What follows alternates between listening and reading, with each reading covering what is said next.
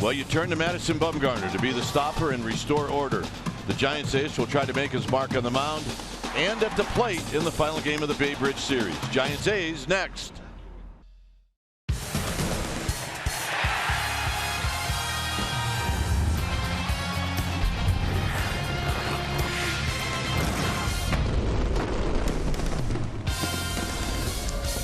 One more night here in Oakland. We're at the Coliseum as we get ready for Giants baseball. This is the final game of this short two-game series here in Oakland, Giants and A's. Hi again, everybody. I'm Dwayne Kuiper. Alongside me is Mike Krukow. Well, the Giants took it on the chin last night. They've lost 3 straight now to these Oakland A's, and Giants need to get back on track. You know, look, you got Madison Bumgarner on the mound. That's great. That's the guy you want out there. But you also have to start playing Giants baseball, and that's catch the ball. Well, catch the ball is critical. Last night they did not. 3 errors and just a sloppy game all around, and it cost them the ball game.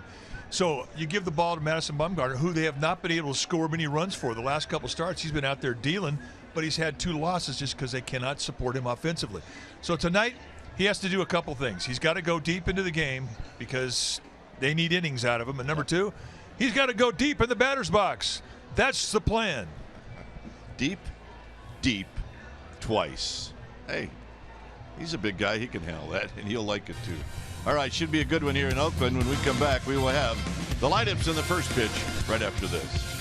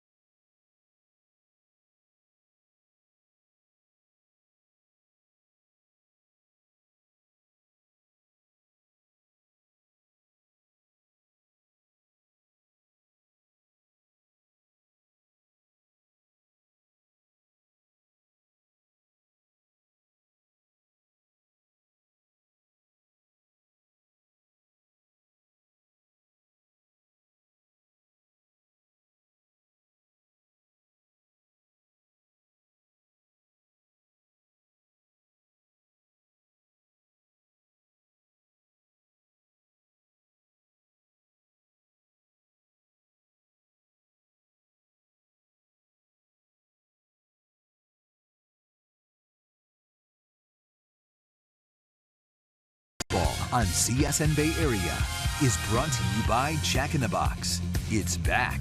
The Portobello Mushroom Buttery Jack. Taste it before it's gone at Jack in the Box. And by Toyota, the full-line automaker with the longest-lasting vehicles in America. Toyota, let's go places.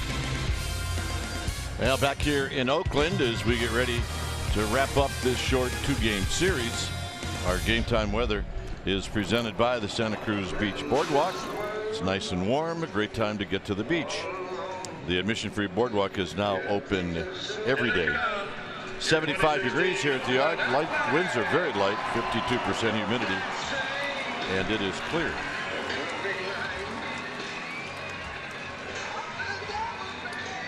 Hayes take the field. Taking a look at the lineup that'll be facing the rookie Dylan Overton. It'll be Span, Pagan, and Belt. Buster Posey will be in the cleanup spot. Then it's Crawford, Williamson, and welcome Grant Green to the Giants, followed by Ruben Tejada, and then Madison Bumgarner. His 13 career home runs, that leads active pitchers. Bumgarner, by the way, is in there as the designated hitter. On the hill tonight for the A's will be the left-hander Dylan Overton. 6'2", 172-pounder. He is a rookie, 24 years of age. He was a former second-round draft pick in the 2013 draft, and he missed the whole first year with Tommy John surgery, so kind of got a late start at it. And after his first start, got a win. He went 5 2/3 in that game, and he's a finesse guy. You're not going to see a big mile per hour on the radar gun. I mean, it's going to be about an 88-mile-an-hour average on his fastball, and he's got to be fine on the corners. He's got a really great changeup. That's his bread and butter, and he's also got a curveball. So in the first career start, this is what he showed. A lot of fastballs, a lot of changeups. He'll show the curveball and throw a cutter. That might even been a mistake. But the changeup, again, he'll throw that thing 5 times in a row. It's a good one.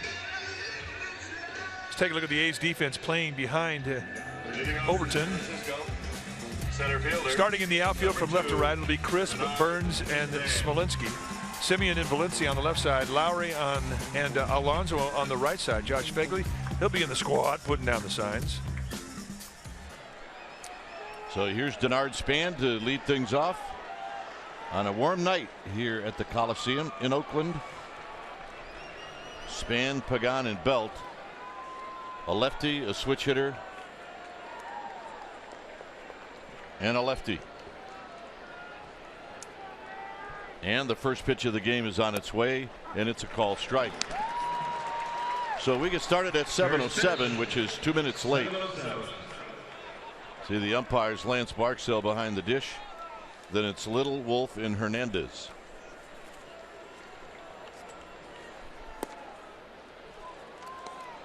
Well, Lance Barksdale has always, to me, been a really good hitter zone. He doesn't have a whole lot of width on his strike zone. It's real narrow and it's real small.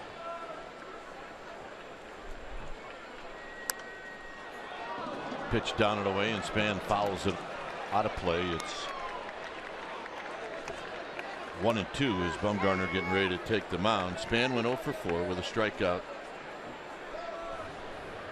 in the Giants' loss last night here at the Coliseum.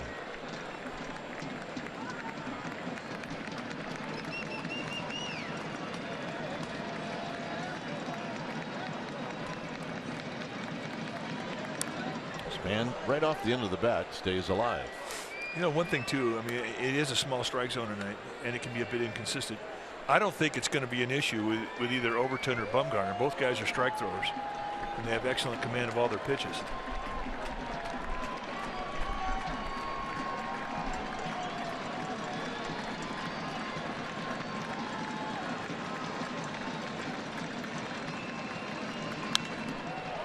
Lifted into center field for Burns. And Burns will make the catch, so that's how this game gets started. All right, time for our Nissan keys to the game. Number 1, Bum, go deep twice. Go deep in innings pitched, and while you're at it, don't be afraid to hit one over the wall. Number 16. Hit a home run, pitch a shutout, you can't lose. Number 2, defense. You've got to mesh. Last night, a sloppy game. I know there's a lot of new guys on the field. You've got to find a way to find some rhythm. Those are our Nissan keys to the game.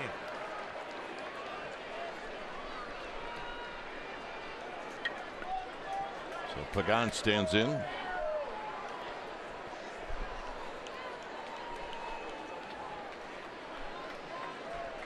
Pagan hitting .295. 0 for 3 last night. As he shortens up to bunt and he takes a ball. 1 ball and no strikes. But during this major league season, no one in this Giants lineup has faced Overton before. 2-0. And with a number of minor league players the Giants have called up, it's possible that they have faced Dylan Overton.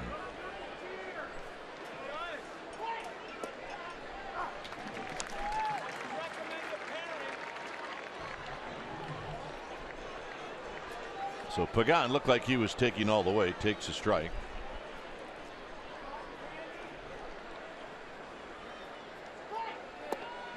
Three and one with Belt and then Posey here in the first inning.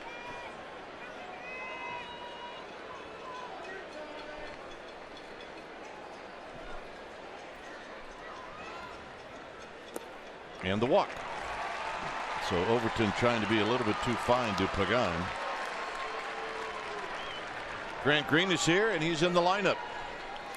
Batting in the third That's position. what you know. That's what you want if you're a young player. Number 9, Brandon Belt. You don't want to sit around and wait for your chance. Get off the plane or get out of your car and get in the lineup, and that's what's happening for Grant Green. And Grant Green knows these Giants. He was in spring training with them.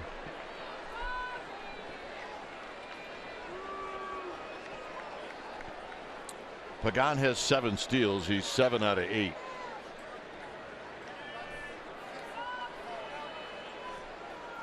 Overshift is on and the pitch is wide. 1-0. Some more notes on Green. You see he was a very high pick for the A's. And over to the Angels in the Gallaspo deal. Swing and a miss by Belt.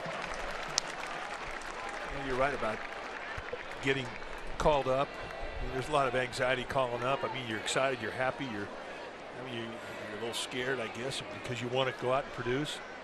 And if you don't get in the game, I mean, the longer you wait, the big leagues get bigger. It's harder to find a comfort zone. Get up in the first day, that's wonderful.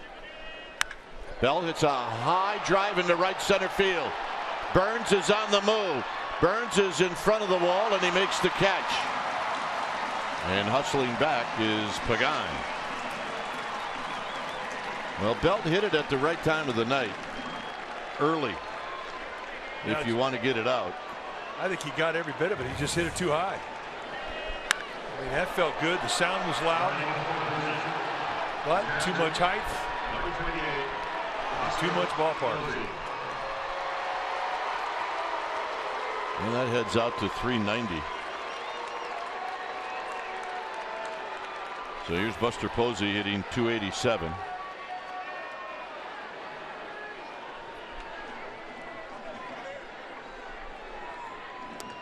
Buster last night went 3 for 4, so he had a good game. He had 3 of the 8 hits for the Giants. Did that as the designated hitter.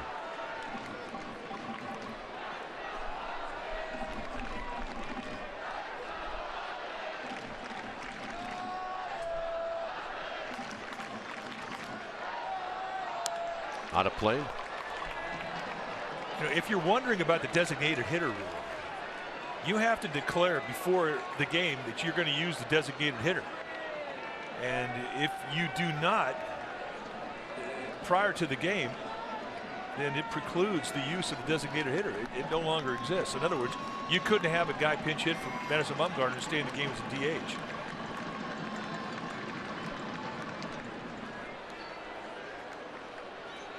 So, I mean, this is really something you don't see very often. It has happened before. It happened years ago with Ken Brett, the brother of George Brett, Ken Brett was a great hitter. 40 years ago.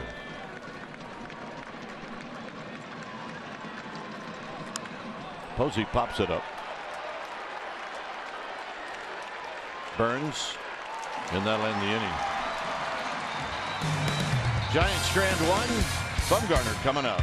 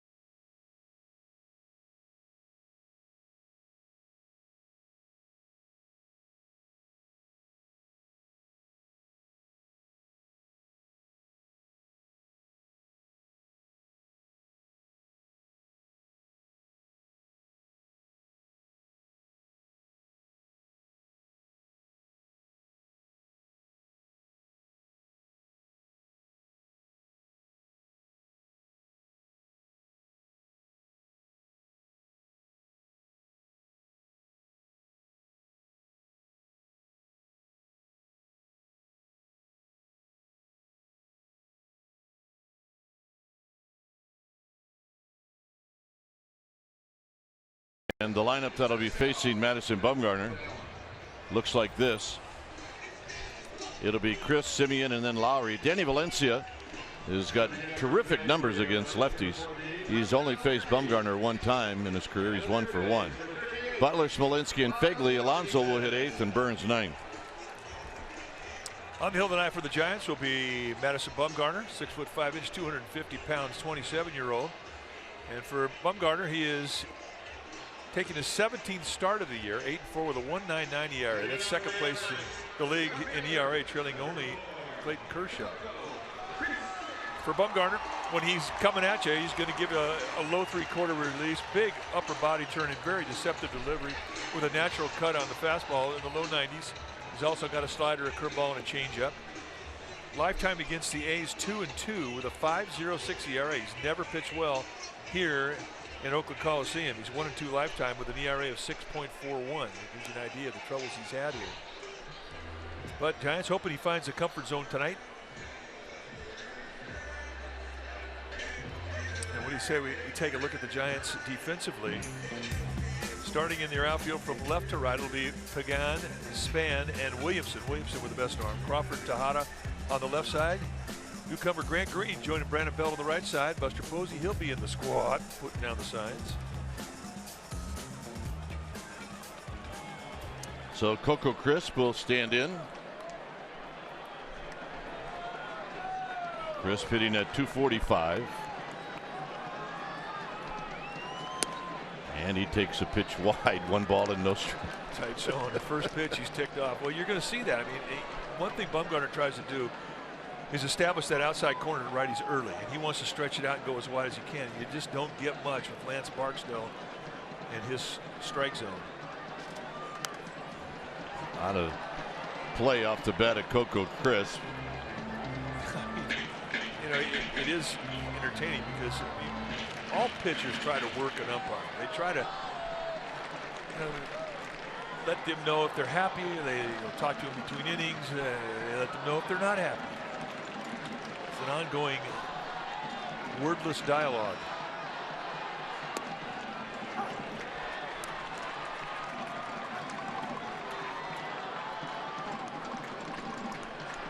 A lot of unbelievable body language. Lance Barksdale umpires, I mean, you see a lot of body language, and not just from pitchers, hitters too. Got him.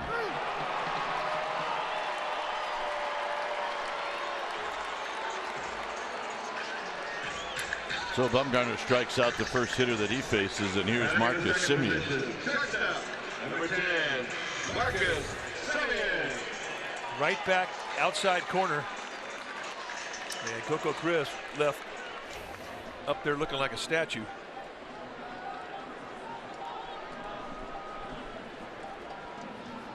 Semien 0 for 3 yesterday, hitting 245. Got some pretty good offensive numbers, 15 home runs. He's got 40 runs batted in.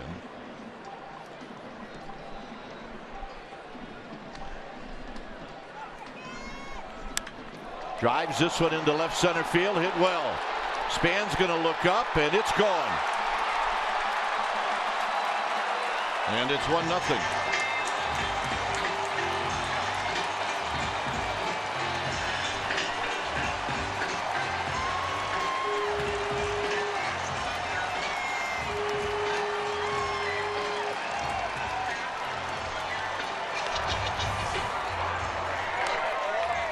Well, just a challenge fastball out over the middle of the plate at the knees, and this home run number 16 for Semien. His power is no fluke.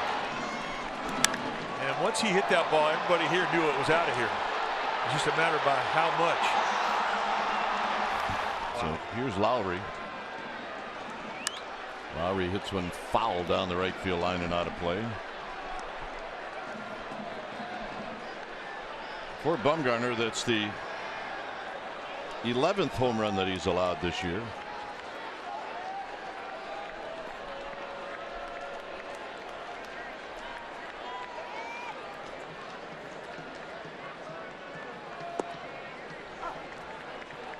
And a quick 0-2 to Lowry, who's faced Bumgarner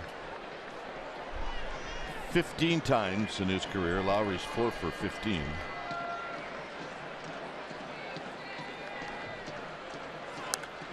This is popped out of play.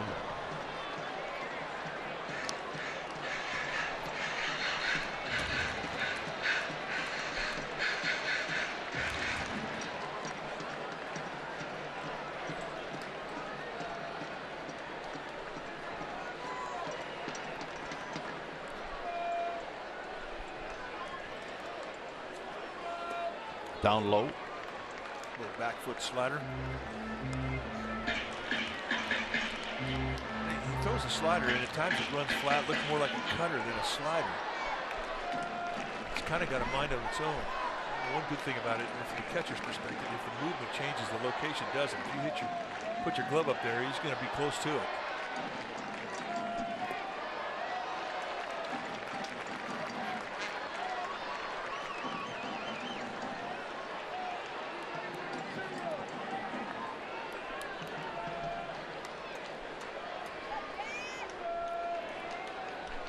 Outfield straightaway. Jed Lowry, switch hitter. As he bounces this one to Tejada. You can tell Jed Lowry's a switch hitter just by looking at his helmet. Double flapper. Now in the fourth position, third baseman, number 26. I know a lot of switch hitters that have two helmets. They just don't like the look of the double flap. Makes him look like a ball dude. Lowry didn't care. Low maintenance guy. Valencia at 326, 11 home runs, 30 driven in. And a breaking ball is down low. 1 ball and no strikes. The key man in this game tonight, Ruben Tejada. I mean, he's likely to see a lot of ground balls because of the style of Madison Bumgarner. A lot of right-handed hitters bring flames down that third base line at a third baseman.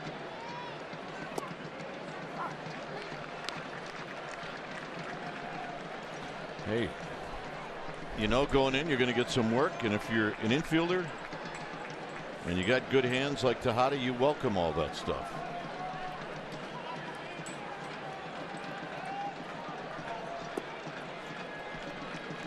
Cannot get Valencia to fish at that breaking ball. It's 2 balls and 1 strike.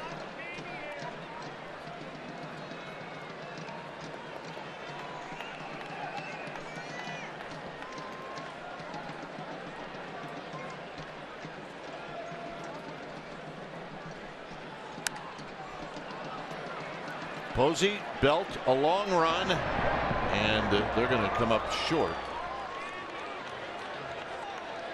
Gives you an idea. Foul territory here. You can hit pop-ups that don't reach the stands that are not caught. I think Buster Posey just ran a 40-yard dash and he still didn't get close to it.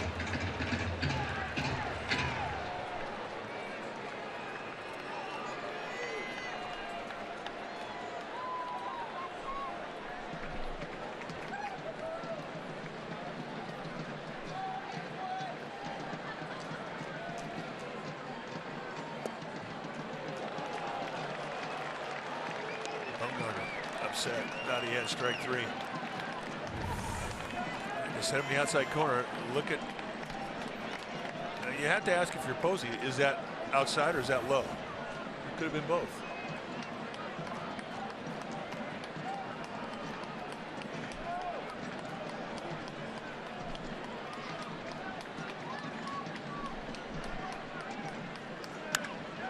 Hit well into right center field.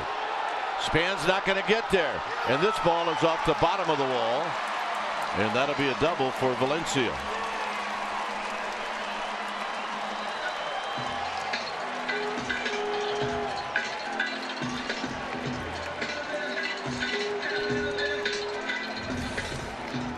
Well, 3-2 doesn't want to walk him. Does come in with a breaking ball, leaves it out of the plate at the belt. And Valencia, who is a good hitter, likes mistakes. He likes balls up.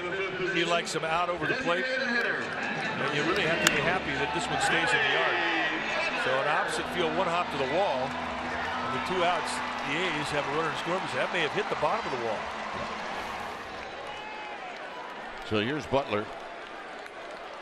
Butler last night went 0 for 3.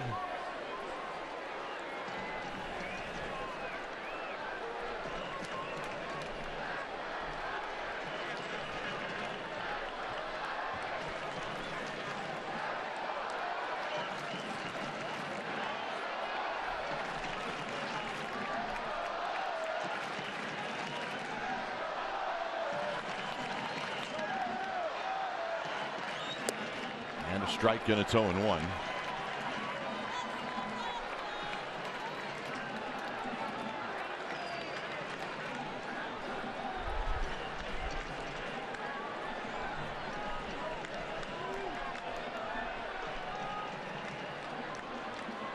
Bumgarner down low, and that'll squirt through the legs of Buster Posey, and Valencia will move over to third.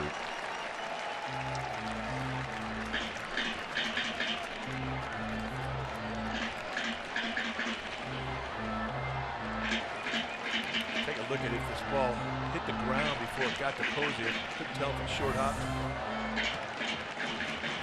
Yeah, it stayed down. That's a wild pitch.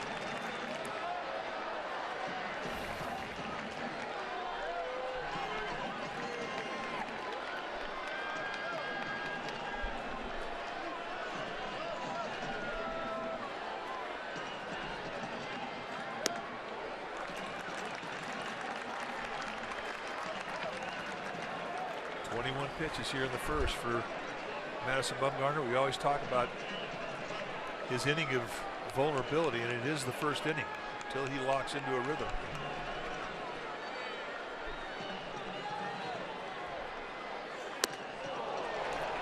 Swing and a miss. 2-2.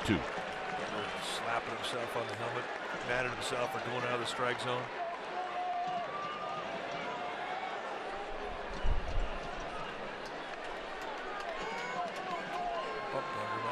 Back up there and try and go across the letters again.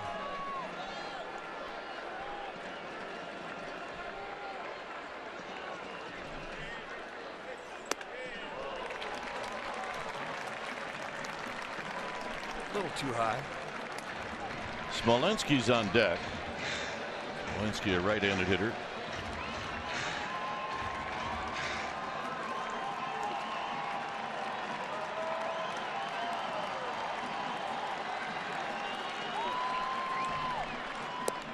And that'll end the inning.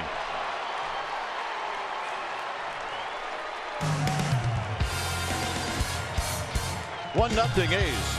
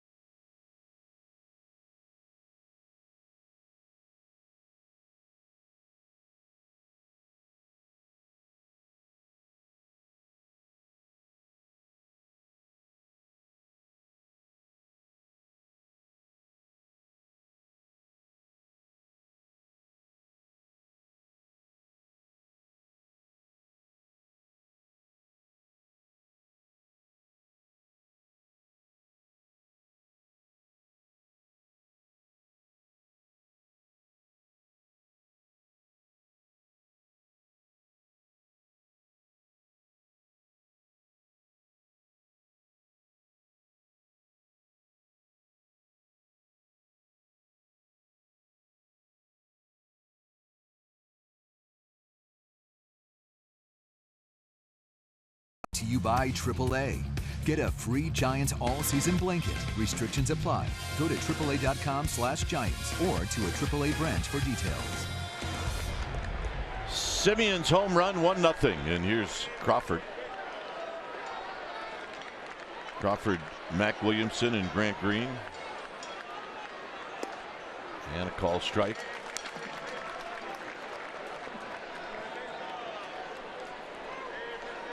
Overshift is on for Crawford. Valencia in at third.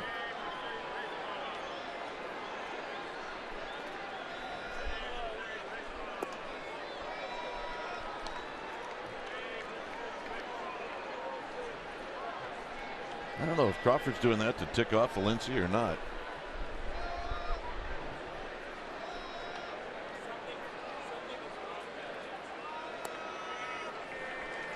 Just missed with a slider. Well, hey, look. Show bunt one time, you're going to bring that third baseman in until he gets the 2 strikes. Why not?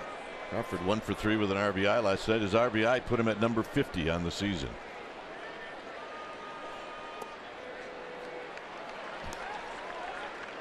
And with Overton, I think he's the kind of pitcher you're going to see get a quick strike and then just sort of try and nibble. Well, this is where Crawford will lean on one with the count 3-1.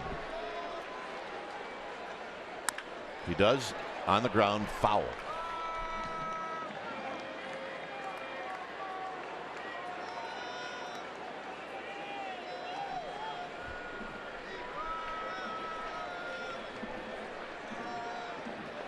So it's 3-2 with Mac Williamson on deck.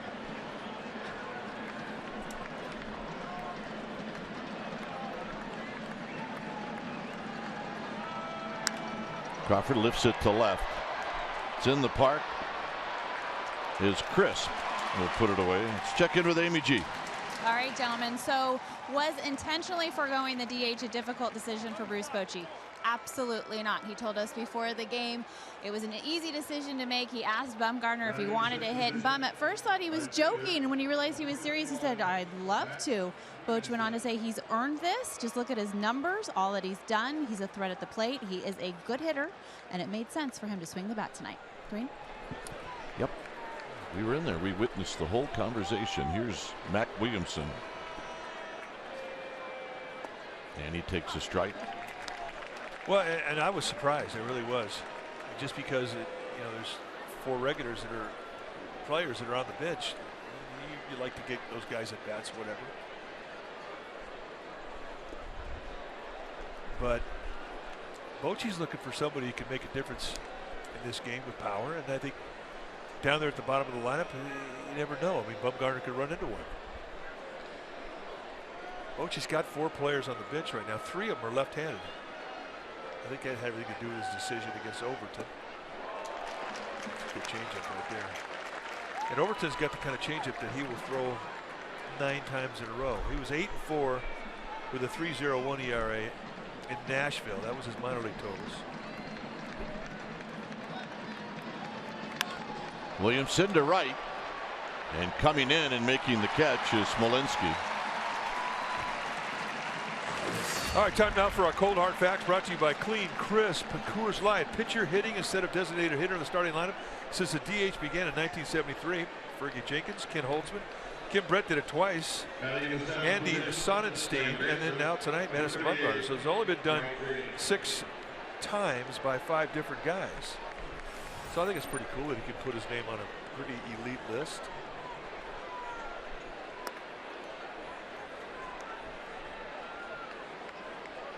So here's Grant Green. The Sonnenstein night when the Rays were playing it was because of a lineup mistake. Andy Sonnenstein, and he went 1 for 3, had an RBI double. Of all those guys, he had up 14 at bats. They go 2 for 14, 1 RBI and a double. Fergie Jenkins got the other hit, 1974. But interesting.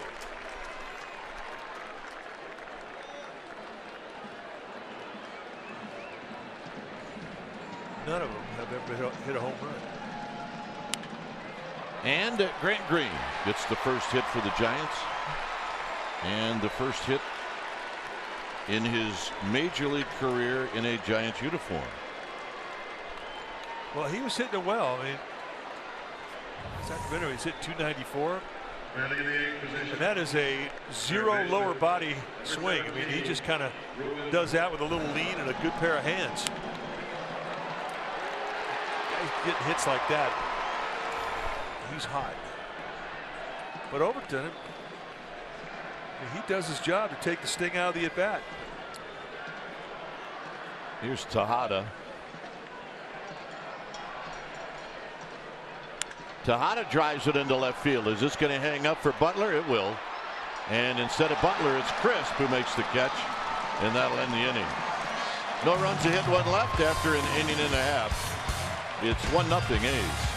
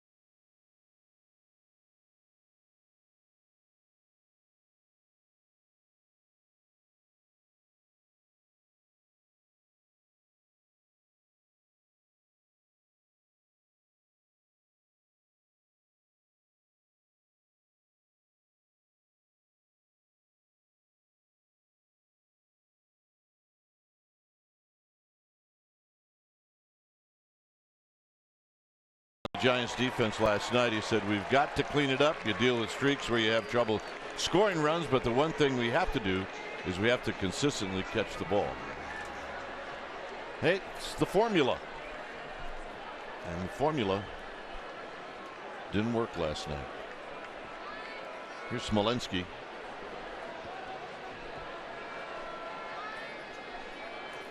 And Smolinski takes wide, hitting at 305. Had a big pinch hit 3-run home run on Tuesday.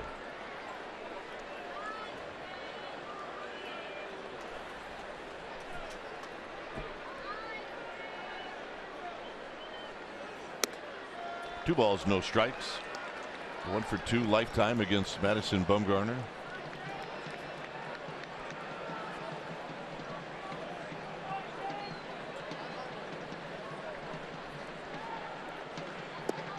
Three 3-0. Still trying to find that release point that allows him that corner command that he's been so consistent to find just about every start this year.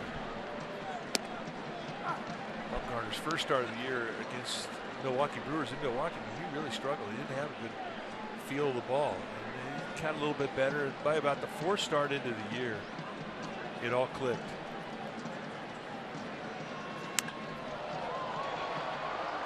Pagan drifting back.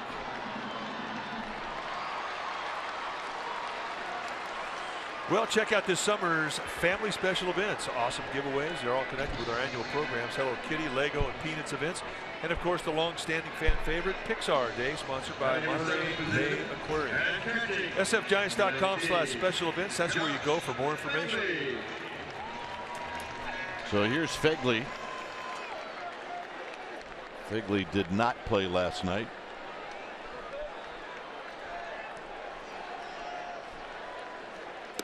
And the first pitch is high.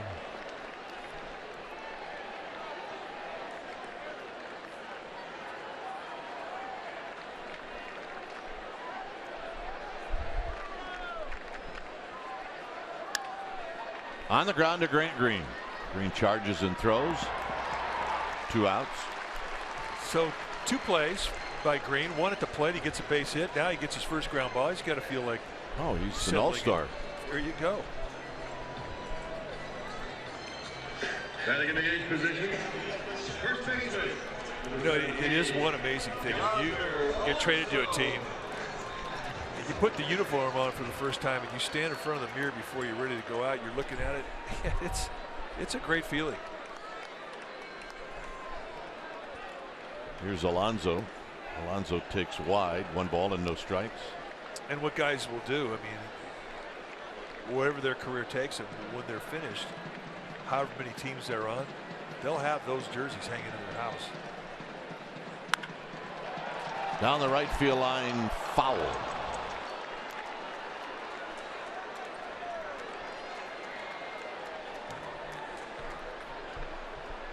I was living in San Luis Obispo. I went over to Ted Lilly's house. He lives there. And Lilly played for, I would say, like 8 or 9 teams.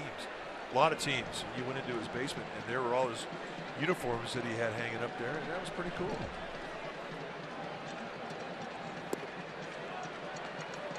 Ernie Banks. 1. Willie Mays. 1.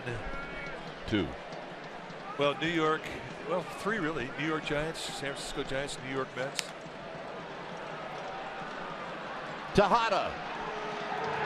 And he's going to make the basket catch, and that's going to end the inning. Bumgarner forgot how much foul territory there was. And he'll take it anytime.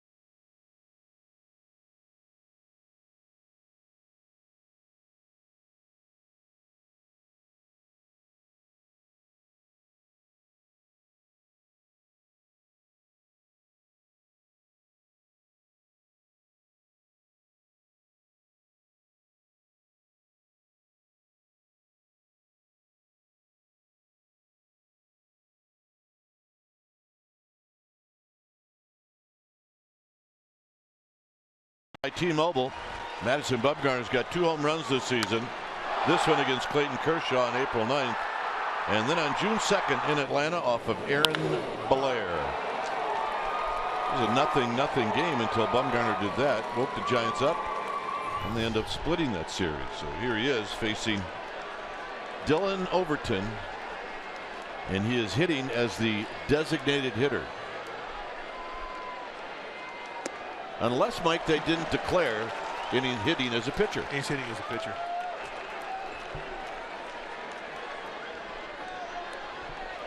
Hit 175. Hey, you got a challenge fastball from Overton right up first pitch.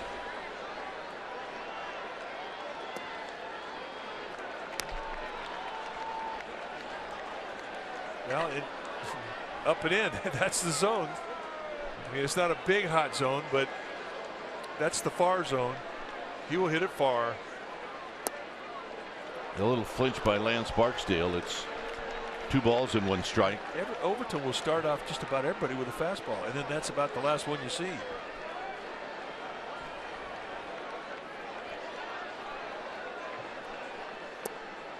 Three balls and 1 strike. Well, to Bumgarner's credit, I mean, those really aren't that easy to lay off of.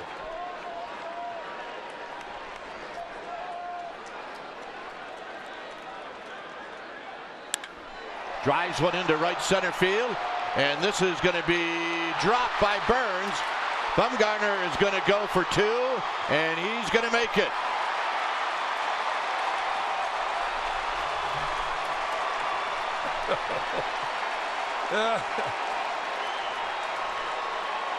You know, it had to be. I don't know if there was as much written about the guys who waived the designated hitter prior to tonight, but he got a lot of pub for it. And here, I mean, just the third hit for a pitcher who's hitting in the designated hitter era. Now just don't twist your ankle going into second. Don't hurt a knee. Oh, look at that. Yeah, not a problem. Here's Span. Span takes high and in, 1 ball and no strikes, and they're going to say he went around. So you know what? I mean, there's one argument to Bruce Bochy to get in the lineup when they had DH. Well, here he is tonight. He's going to want to hit 6th.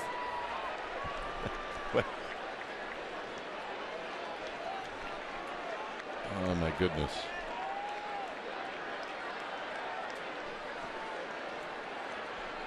Oh, and 1 to Span.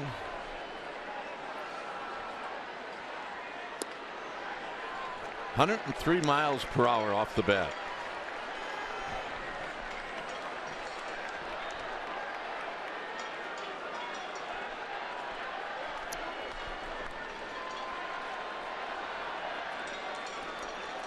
Pagan on deck.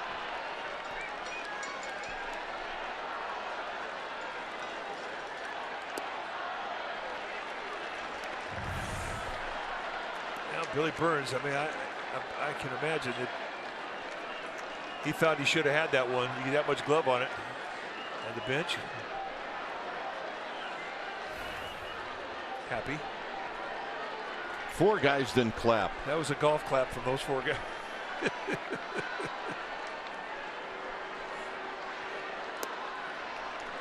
So who were the 4? Gillespie, Pagan.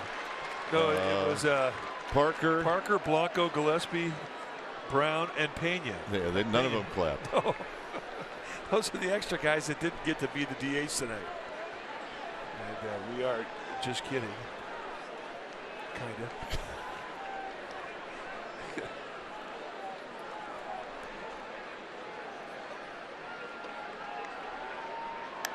Span fouls this one out of play.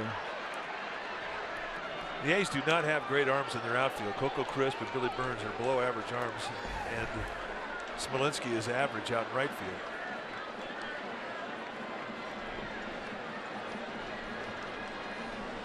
But with Bumgarner, I mean, he's below average speed, so I don't think base hit right at an outfielder, left or center, Roberto Kelly's going to take a challenge on it. So Span will take the walk. Nice at bat.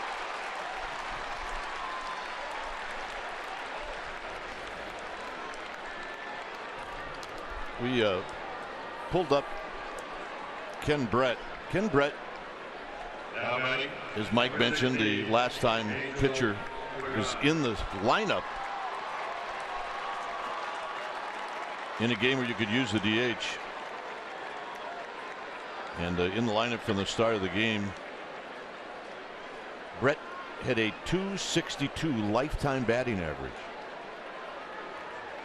And he had years where he hit 317, 300, 310. He could hit. Played golf with a guy, and he teed off with a 4-iron and would outdrive you. Here's Pagan, and Pagan, it's a little pop-up straight back and out of play.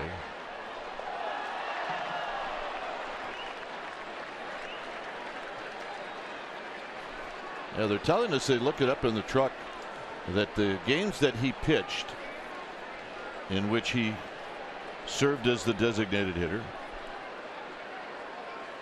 he threw complete games. He didn't win, but he threw 2 complete games.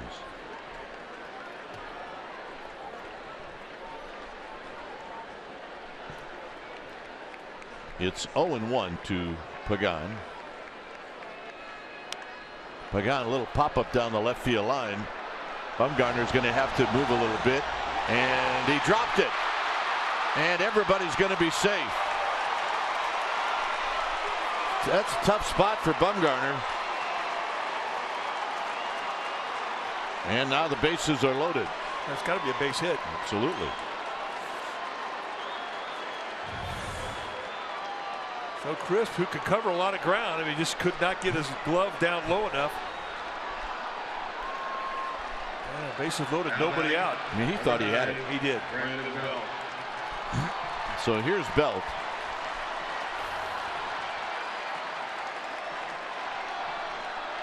Belt hit a ball to the wall in right center field. He's 0 for 1.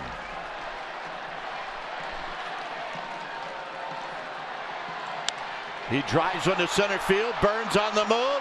He spins around. He can't get it. It bounces over the wall for a ground rule double, and the Giants take the lead.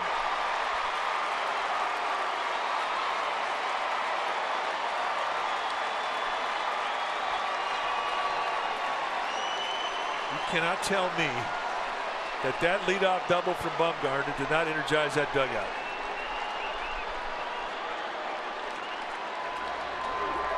Belt now with 40 RBIs on the season.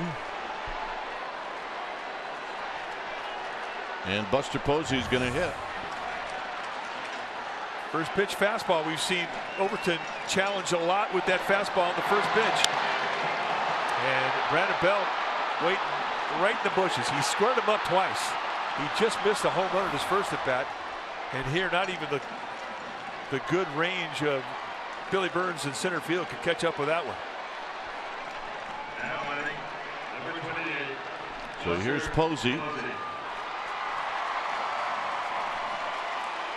Pagan is at third. We'll check that. Yes, Pagan is at third. Belt is at second.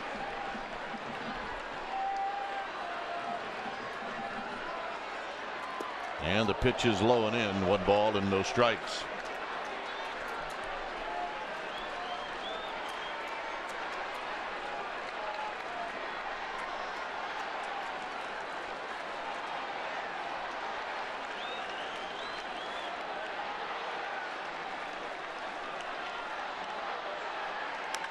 Swinging a high fly ball center field.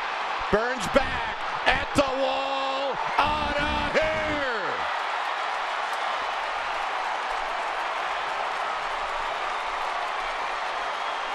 And Buster Posey clears the bases. It's 5-1.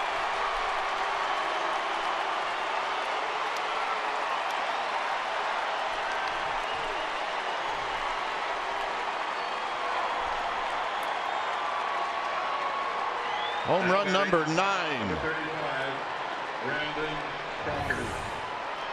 See where the pitch was.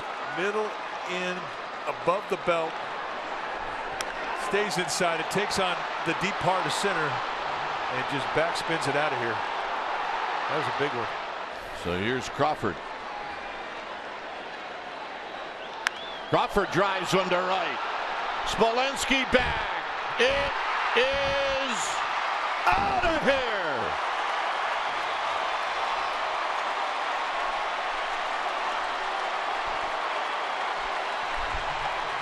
And the Giants have come alive here in Oakland.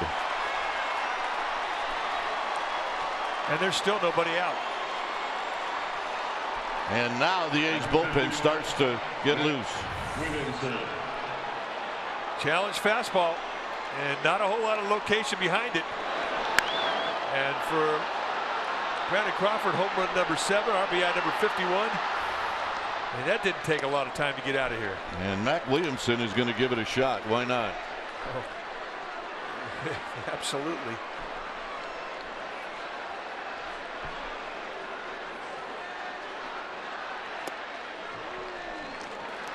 One ball and one strike.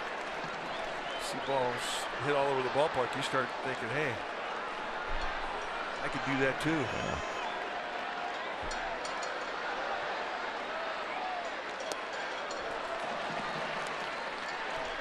Good change up there from Overton. The harder they hit it, the softer they throw it. That's Rick Russell's philosophy. The guys would start teeing off on him, he would back off. Change up.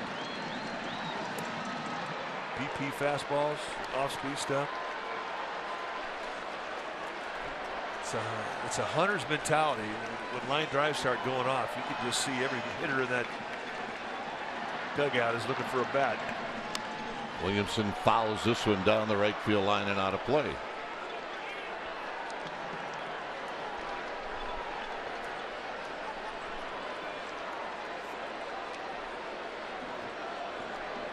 So Andrew Triggs quickly a red alerting, getting ready to go. On the ground, foul.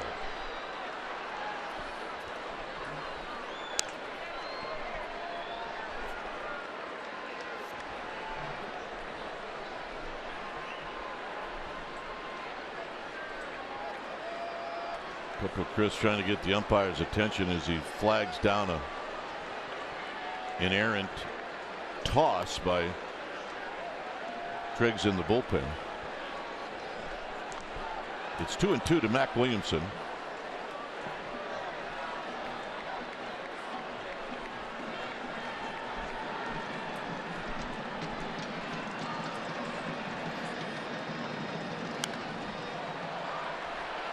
Figley coming back, and it's going to be out of play. Just out of play.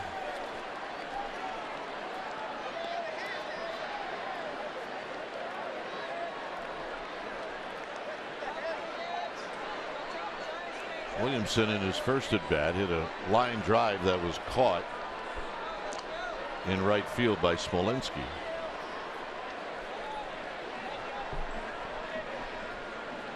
Pitches. 2 doubles, 2 homers, a single, a walk.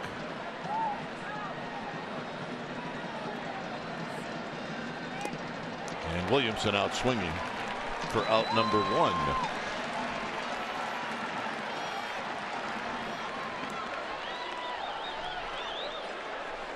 And here's Grant Green. Now batting, number 38, Grant Green.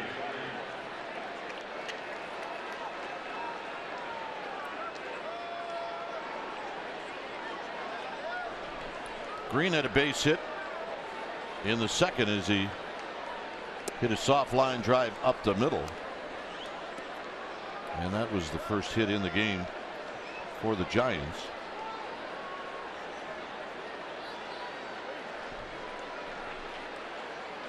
And he rolls this one foul.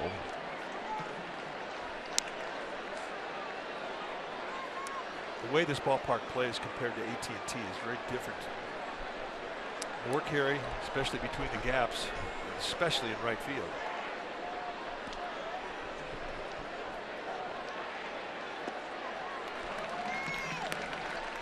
So Overton really relying on the out-speed stuff now.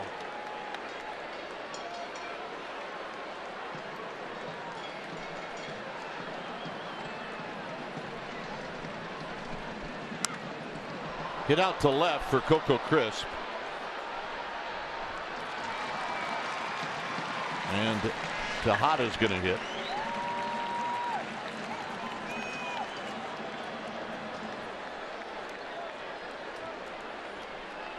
Now batting, number 17, The Ruben Tejada.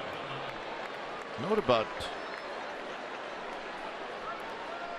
Grant Green, he had stitches in his knee last week. He got hit by a flying bat while he was in the dugout. And you know who let go of the flying bat?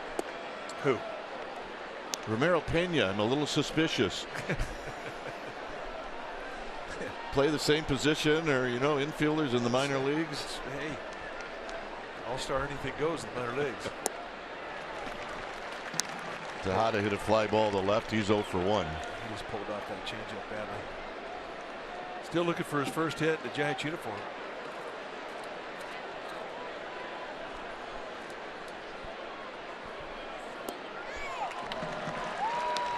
Another pull off.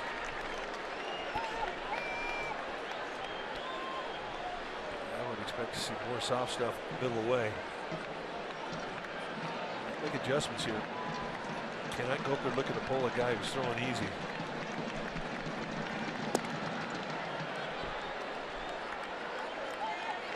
So hard fastball off the plate in just to clean the palate, and I think it's going to set up a changeup here.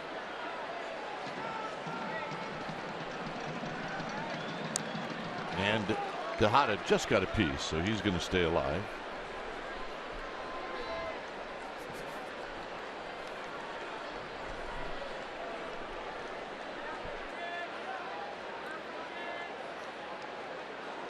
All right, how do you hit a ball twice with the bat? There's once, and there's twice.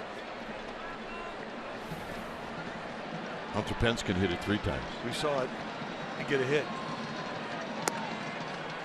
in a playoff game against the Cardinals. And if Super Slow-Mo wasn't around, they'd never seen it. Never seen it. He also eats pizza with a fork. And the walk. At least that's what the sign said. Yeah.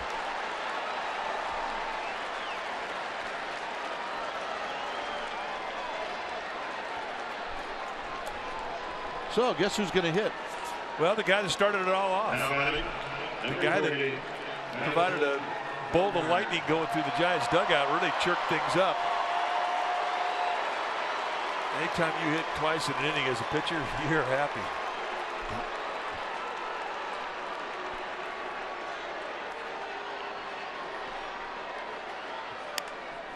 Swing and a pop-up. Side retired. So the Giants drop a 6-5. Posey hits a 3-run home run. Crawford a solo shot. It's bye-bye, baby. It's 6-1 Giants.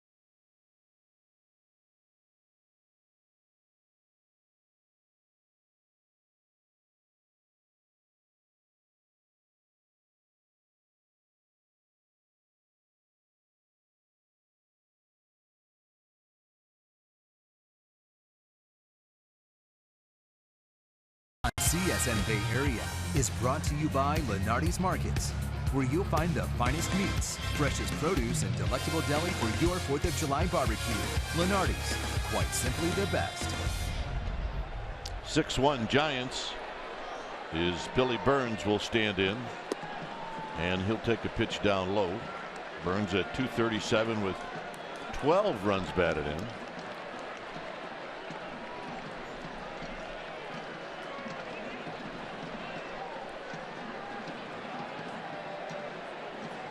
And he pops this one back and out of play.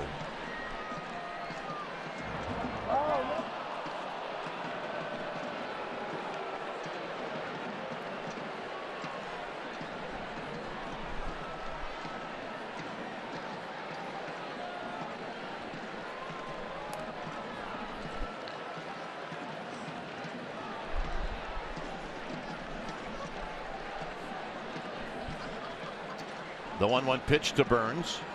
Swinging a broken bat foul down the left field line and out of play.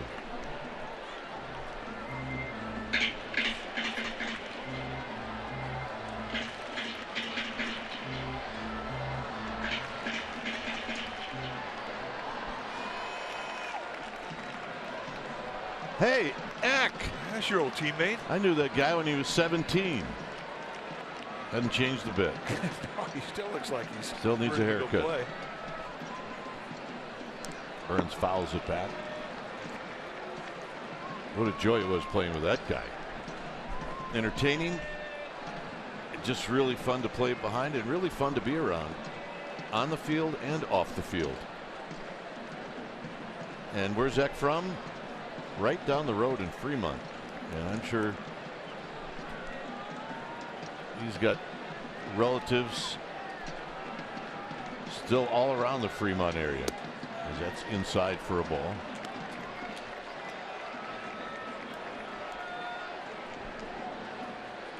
You see the numbers that are retired, and that one deserves to be retired, as they all do.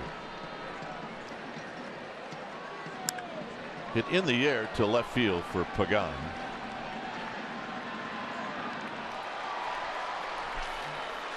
Giants have scheduled their peanut allergy friendly games this summer, Monday, July 25th and Thursday, August 17th. Your special event ticket includes a seat in a peanut control section of AT&T Park. sfgiants.com/special events. So Eck comes back here to start his first game at home in an Indians uniform, but he's pitching at home. Fremont's home, right down the street. How'd he do? Third inning, he gets ejected. I thought he did not. He did. Tejada knocks it down. He's going to have to hurry, and Belt cannot hang on.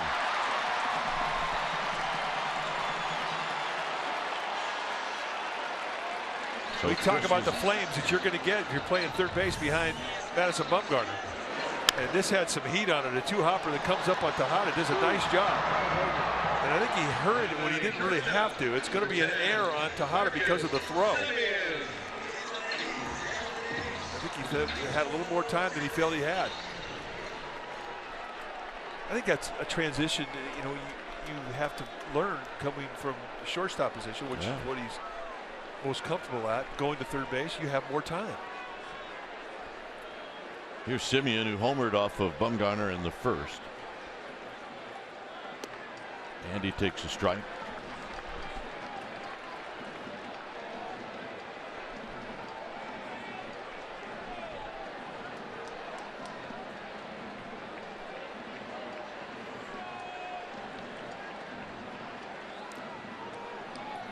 Kind of a check swing by Simeon. He got all of this one off of Bumgarner in the first. Getting it fastball. It wasn't up either. I was just above the knees away, but Simeon just flicked it out of here. He's got some strong hands, folks.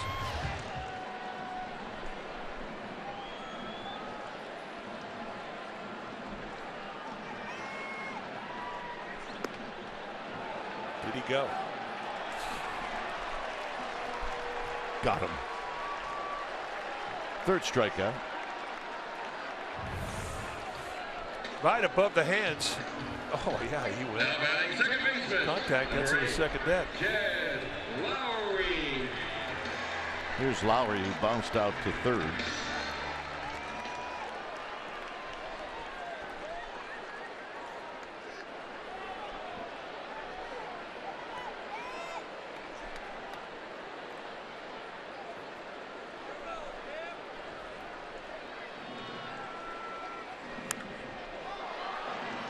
Pagan, side retired.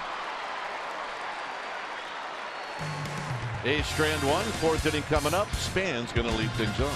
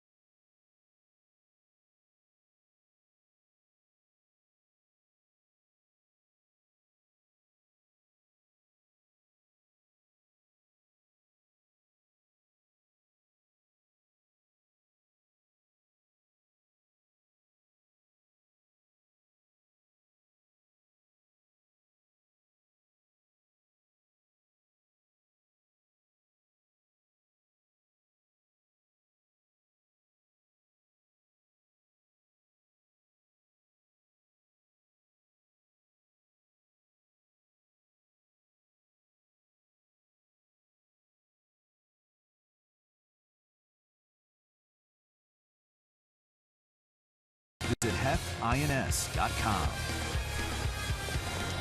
Giants 6, A's 1. See the new span of the Bay Bridge.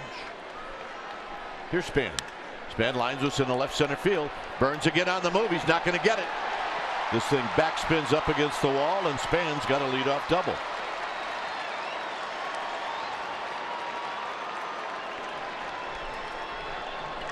Giants Insider Podcast is live on csnbayarea.com. You can log on each week as Insider Alex Pavlovich will talk baseball, and he talks it very, very well. Also available on iTunes. Now batting, number 16, Angel Pagan. So here's Pagan. Pagan blooped a single into left field. Part of that 6-run third inning where the Giants picked up 5 hits. Here he takes a strike.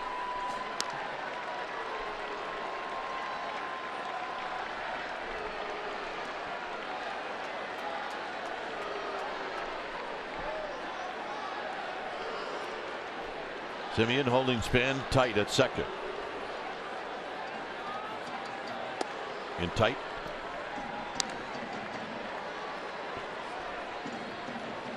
Belt to follow.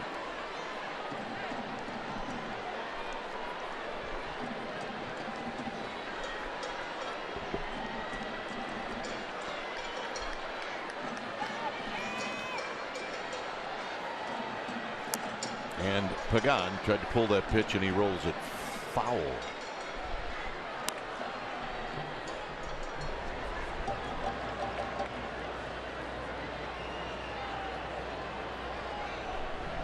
There's the bullpen.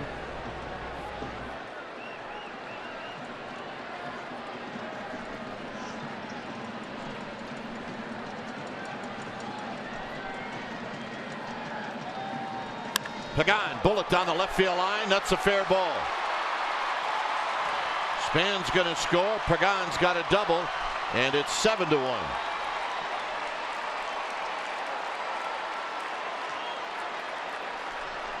Nobody really smiling either after the first 3 games of the series, and I don't expect them to take the pedal off if they can keep this going. For 2 things, they want to give their fan base a win tonight, and they want to take momentum into Arizona. And everybody wants to feel good about their bats. And right now, Pagan's feeling good about this one. And that's going to be it for overtime.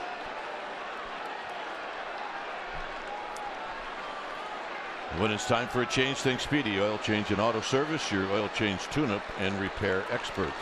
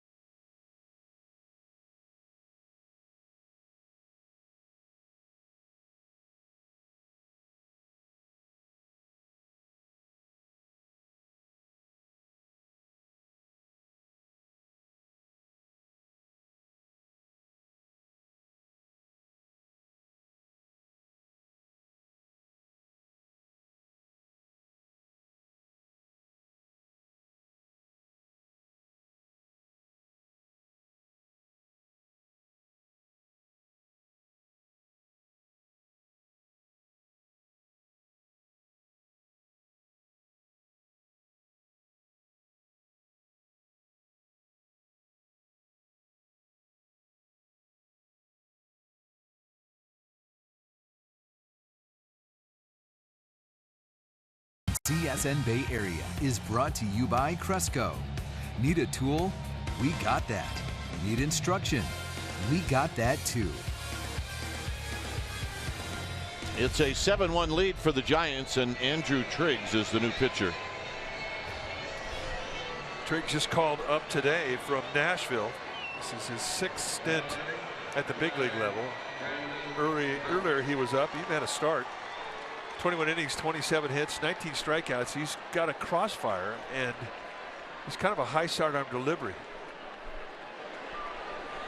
Fastball, curveball, slider is what we saw him warm up with. And Belt takes a strike. And that's what you're going to see. Velocity right around 90. But with sink, you can see the crossover low sidearm or high sidearm delivery. It's going to be an issue as a right-hander to hang in there against him.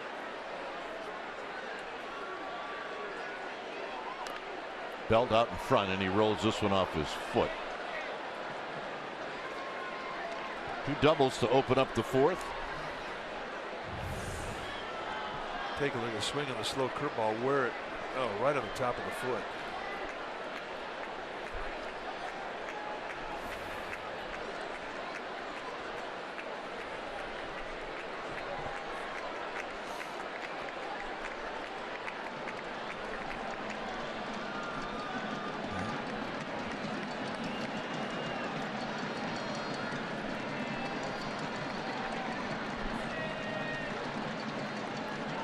Belt out of play. The count stays at 0-2.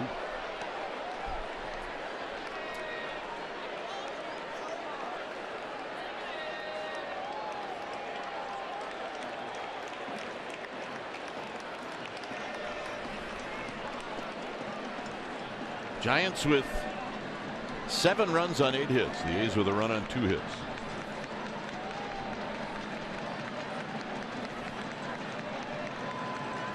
Got him.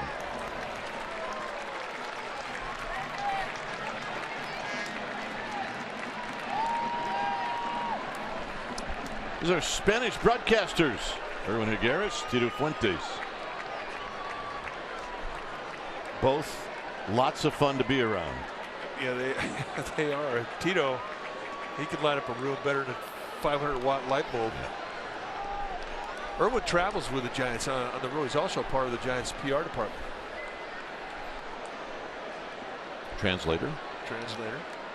Here's Buster Posey. Buster taps this one third base side. Valencia's got it. He will not throw. And Posey's going to have an infield hit. And runners are at the corners.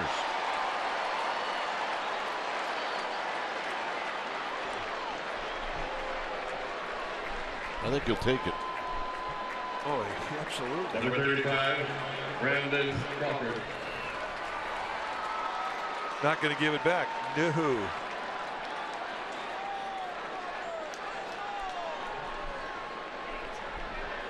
Crawford homered in the 3rd.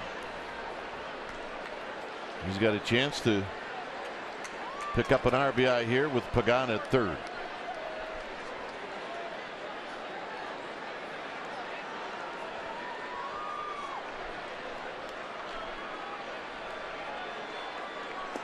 Outside, 1 ball and no strikes.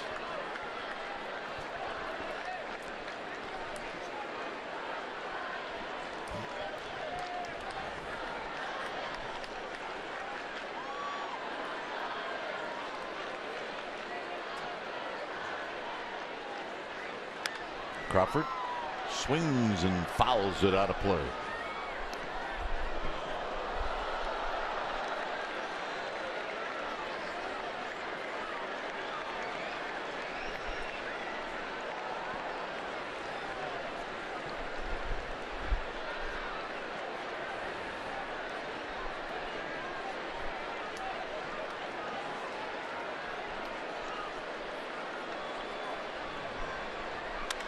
On the ground and a base hit down the left field line.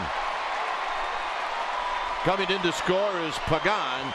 It's 8-1. Crawford picks up RBI number 51. Let's check in with Amy G. Well, gentlemen, Jarrett Parker coming up to the plate, and he put on a home run clinic last year. It was September 26, 2015. He hit 1, 2, 3 home runs, a solo shot off of Zito, a 2-run shot off of Pomeranz in the 7th inning, and he wrapped up his day with a measly grand slam in the 8th inning off of Brian Dahl. Bobby Evans had a funny story saying before the game he was in Bochy's office. Boch saw Parker, said, "You all right hitting off lefties?" And Parker said, I'm all right. Looks like it worked out pretty well. Yeah, it did. Thanks, Amy. By the way, I said Parker 51. He hit a home run. That gave him 51. This is 52. So here's Parker. And Parker takes a call strike. And correction, batting for Williamson, number 6, Jared Parker.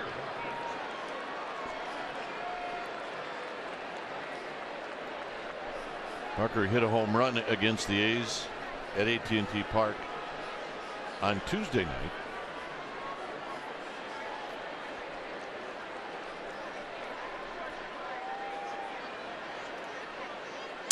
Here he breaks his bat. Look out. I mean, you don't often see the bat head go farther than the ball, but that was close. That was a big league saw him off.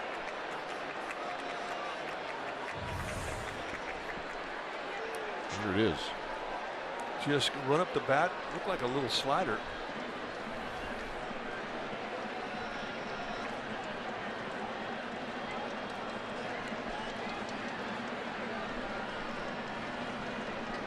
New lumber for Parker.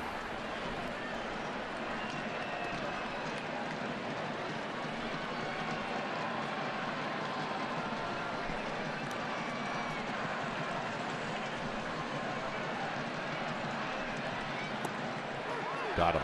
Backdoored him, another breaking ball. Kind of gave up on that one. I mean, that was a perfect pitch and a 0-2 count.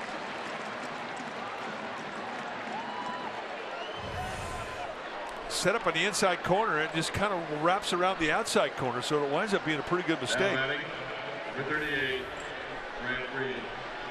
So here's Green. Green is 1 for 2.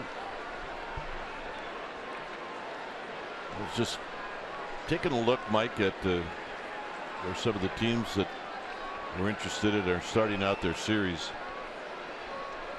tomorrow as Green takes a strike. The Rockies are going to be in Los Angeles. And did you see who's starting for the Dodgers?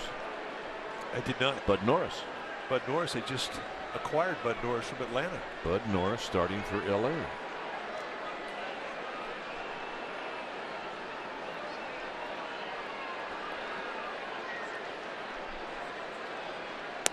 So Bud Norris, a Northern California kid, a Giants fan who hates the Dodgers. Well, hey, he went to Cal Poly, San Luis Obispo. But hey, I'll be rooting for the Rockies tomorrow. Jorge De La Rosa and Bud Norris tomorrow. Anyway, here it's 1-1 to Grant Green. Foul down the right field line. Nice play.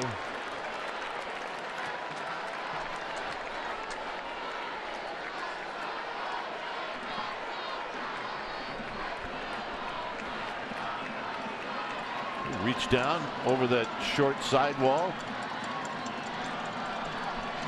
Just like that. Yep, there's the recreation. See? That won't be the last time it's recreated. I want you to know that. The kid said, by the way, just in case you missed it, this is how I did it. He's stopping people that are walking by him in the aisle and he's showing them. There's the play. It's a pretty good play, though, I have to admit. JT Snow fan.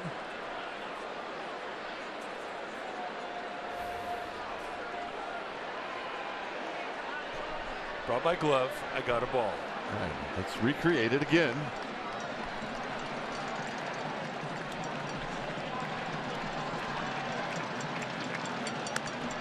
Green way out in front, and he pulls it foul.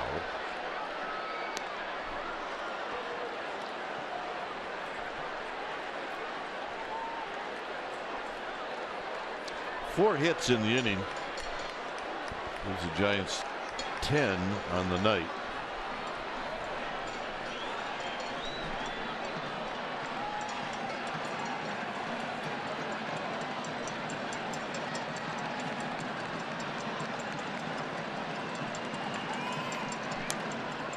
Green hanging in there.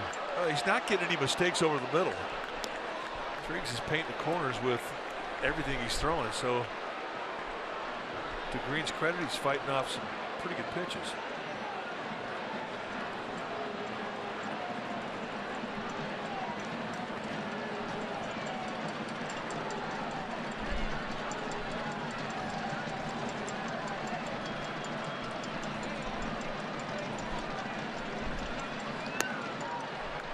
Up and out over the plate at 92. It's 2 balls and 2 strikes.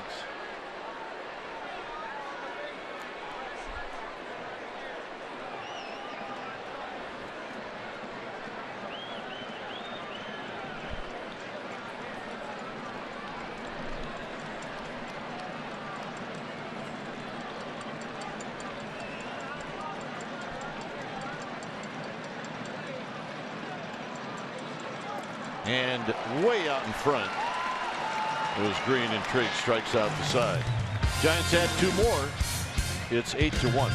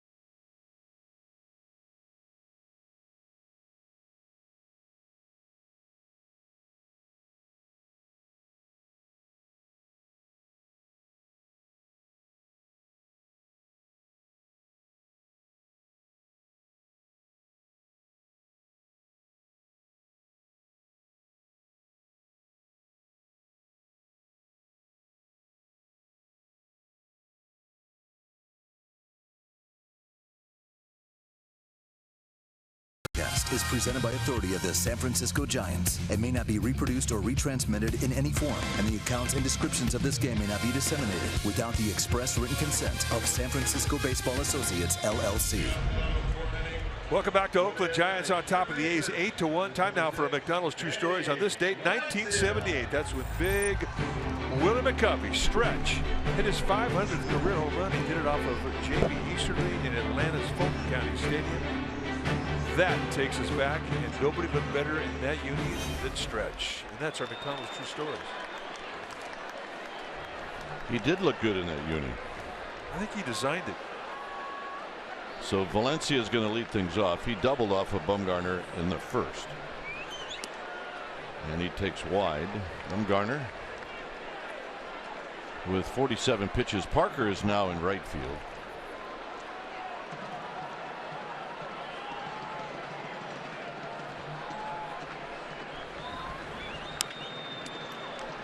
Crawford charging, Crawford throwing.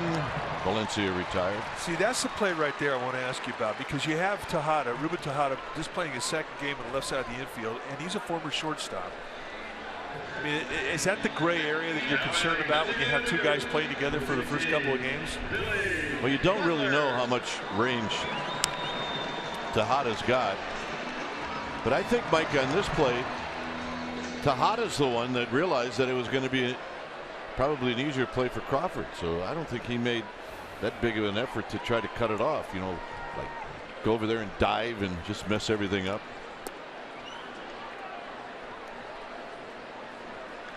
Here's Butler. Butler struck out looking in the first.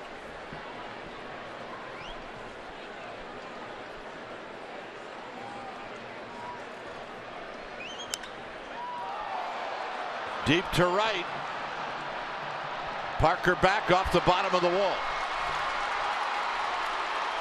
And Butler will go into second base with a double. Oh, did Parker overrun that? Well, it may have been, look, it's dusk right now. It's not a real easy sky for balls to get hit in the air. I think he took his eye off this ball, ran back to the wall, looked up, and I don't think he picked it up. I mean, that's a ball that should be caught. I agree with you.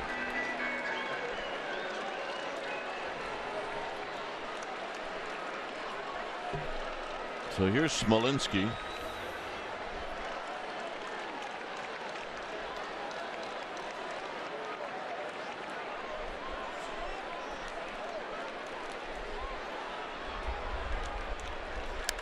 Smolinski hits a high foul down the right field line. That'll be out of play.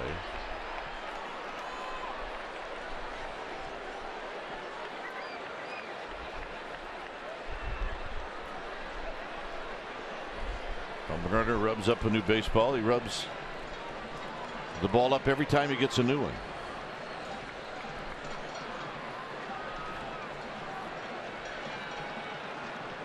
Well, his big old hands, and as strong as they are, he probably take a layer of leather off the ball.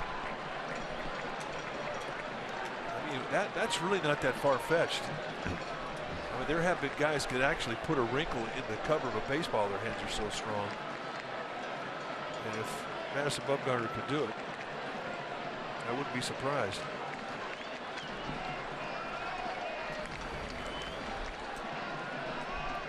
Smolinski shoots it up the middle for a hit.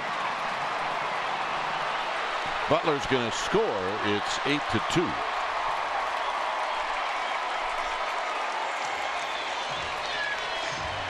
And that'll bring up Josh Figley.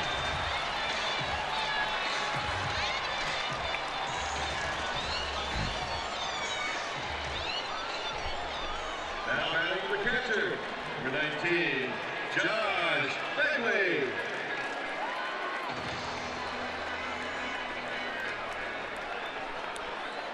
Figley bounced out to Grant Green at second base.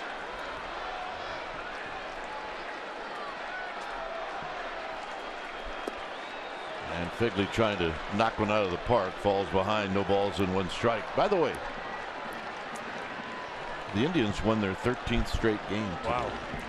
It's a new franchise record. Last time they'd won 12 in a row was 1951. So that's. You think they're having any fun in Cleveland? They're having fun.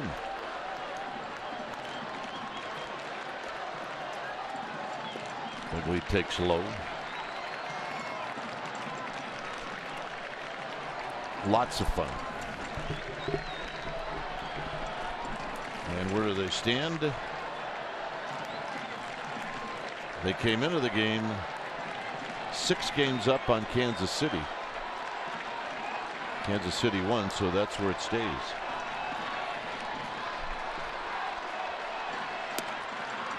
Outside and high, 2 balls and 1 strike.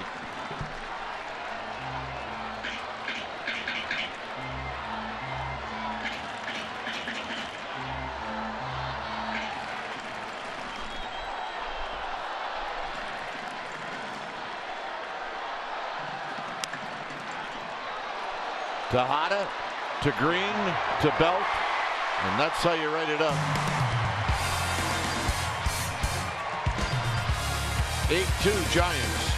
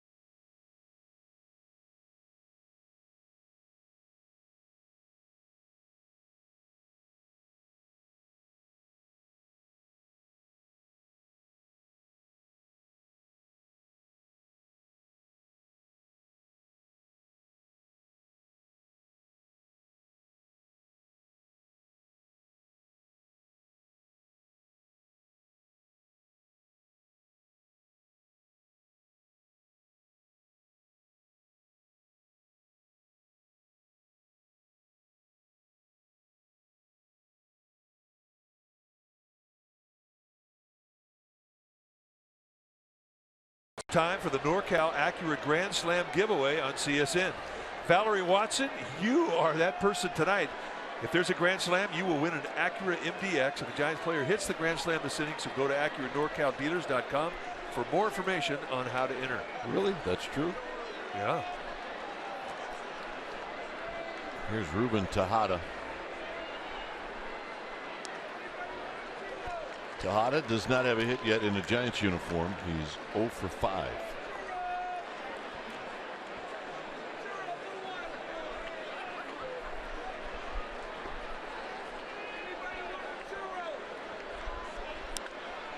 On the ground to Valencia.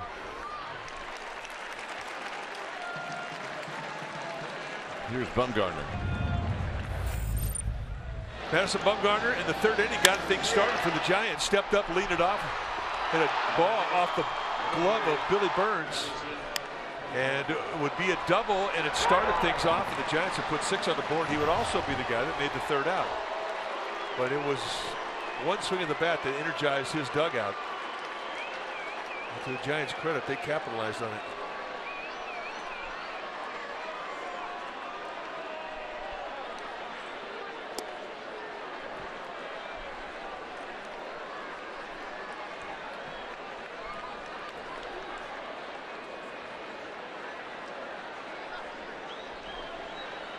Span on deck.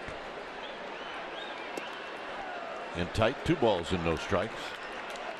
Talk about the pitchers that have been allowed to hit in a designated hitter era. Bumgarner now 1 of 5. And there were only 2 hits ever. So he's put himself on the map with a hit tonight.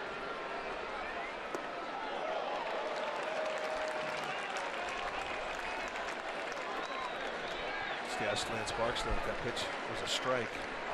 Barksdale nodded his head yes. I'm not so sure it was.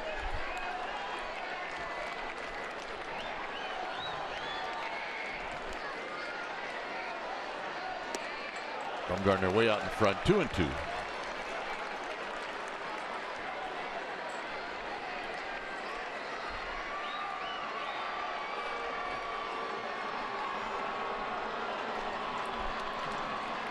Triggs is going to make you give a little bit if you're in that right-handed batter's box just by his delivery.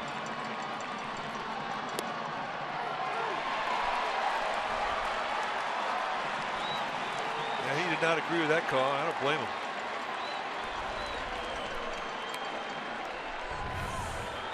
Set up an inside corner and watch when this ball gets caught. And Lance Barksdale says, yeah, I like that one.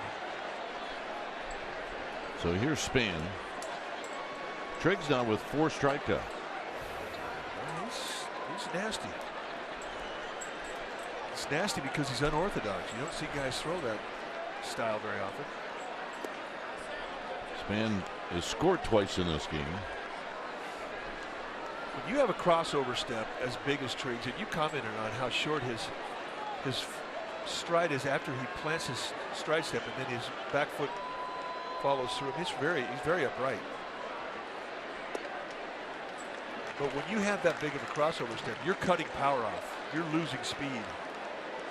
And I mean, it's also hard on your arm. But for him, deception has been a real bonus. That's why he's here at the big league level. Get a more conventional type of windup may not work as well without the deception.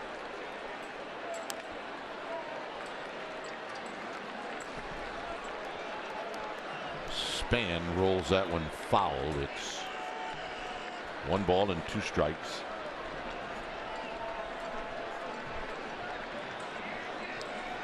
First city of a 2-city road trip. Giants hop on a plane tonight to Arizona for a weekend series with the Diamondbacks. The Pittsburgh Pirates come rolling in here to Oakland to take on the A's over the weekend. Look out.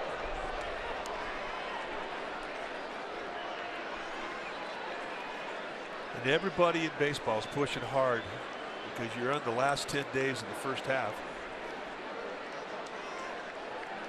A week from Sunday, first half ends, and then it's the All-Star break. But this is really when you push.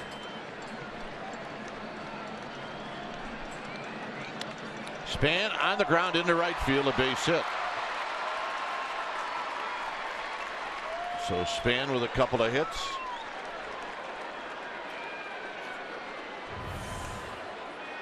The breaking ball just goes out and gets, just sort of hooks it on the right side. That outside location, I mean, you don't see Span take it to right field, his pull side, very often. He'll take that pitch away and go to left a lot.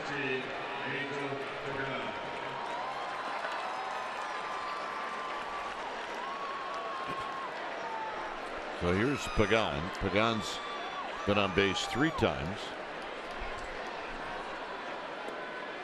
And he takes a called strike. A walk, a single, and a double. He's got an RBI.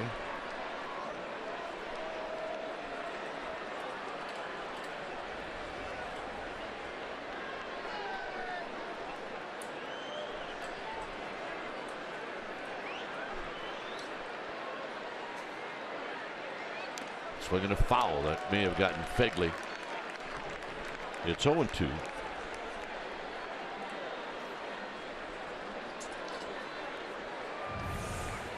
May have got a piece of his shoulder. Oh, the mask. Oh, mask. Looks like getting punched in the jaw.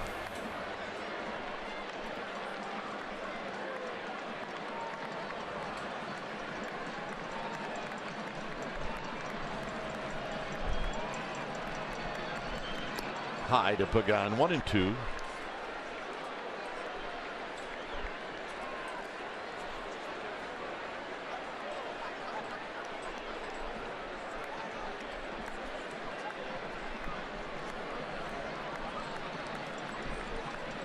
On deck is Belt. 2 balls, 2 strikes.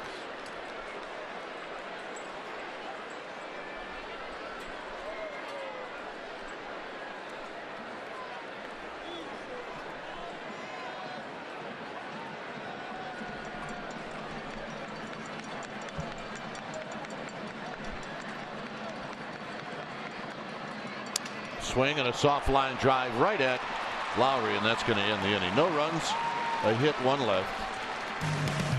Yonder Alonso will hit first. Giants are leading.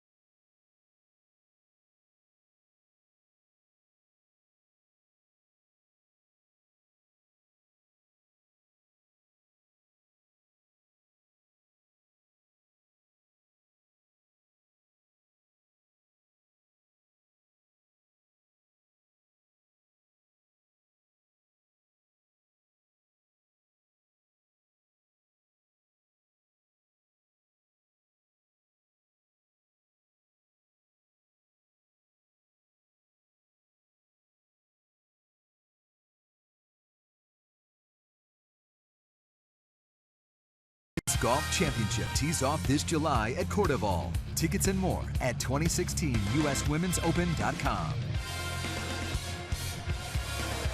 Giants with an 8-2 lead. Is Yonder Alonso steps in. And Alonso takes a strike. He popped out to Tejada in foul territory to end the 2nd inning. Pops this one up. Buster Posey, Tejada, and neither can get to it. It just looks so odd to see a pop-up go up that high and nobody can get to it. Now, in Tejada's defense, I mean, they've had a shift on. They've got him playing well off of third base. I mean, it was a long ways for him to get to. And Posey, I don't think he saw it at first. Again, it's still a tough sky. The lights haven't fully taken effect. And when he did see it, there's no chance for him to cover that distance. Just big foul areas here. Bumgarner trying to get Alonso to fish at the breaking ball. It's a ball and 2 strikes.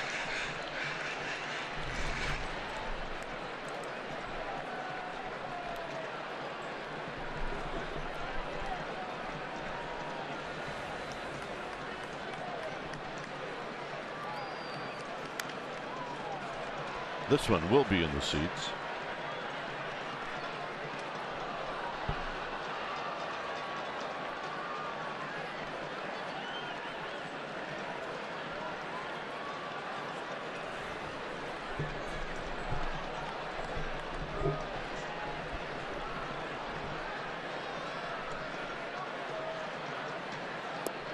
Low.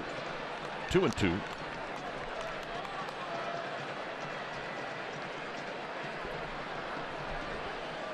You know, Bruce Bochy was explaining to some of the media about letting Bumgarner hit in this game. And this is hit high and foul. And one of the things that he pointed out was Bumgarner would like to do what he normally does. He likes the idea of being in a rhythm of pitching and hitting. It's what he's used to. So you can throw that into the mix. Well, that's the normal thing that he likes. That makes way much sense to me because it isn't a different rhythm when you're DHing. Another opportunity for Tejada. And he puts it away. Well, next Friday, July 8th, is our third Orange Friday Happy Hour presented by Lagunitas. Your special event package will include admission to a pregame party featuring music from Neon Velvet, as well as your first beverage and a ticket to the game against the D-backs. Go to sfgiants.com/special events and check it out. Neon Velvet.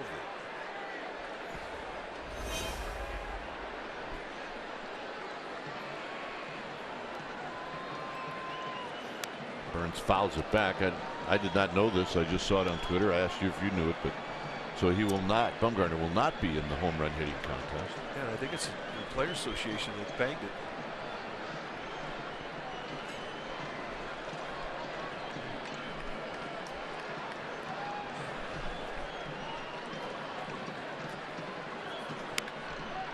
A little flip job out to Crawford, and Crawford will make the catch. Yeah, they did not want a pitcher taking a hitter spot. So I'm wondering who represents the pitchers if the Players Association isn't. Well, this is, you're picking a scab here because the All-Star game should be about the fans. Yeah, fun. It should be fun. And if they're interested in seeing a pitcher who's never done it before go in there with the outside prospect that he might have a chance to win the thing, why wouldn't you allow that to happen? So the Players Association is taking care of the hitters. I am trying to pick a scab here, so how am I doing? You got a low sieve going. It all started with the old timers games where pitchers are going out there. If you pitch against a star like a Will Clark, Kevin Mitchell, they want you to lay it in there for them. It's against your nature. Willie Mays hit every inning back in the day in the old timers game. What, Willie's going to hit again? Yeah. They don't want to see a pitcher strike a guy out. They want to see a serve one up and have a guy hit a tomato in the bleachers. Tejada. To Bell. Wow. I think Mays pinch hit for me 3 times in an old timers game. 8-2 Giants.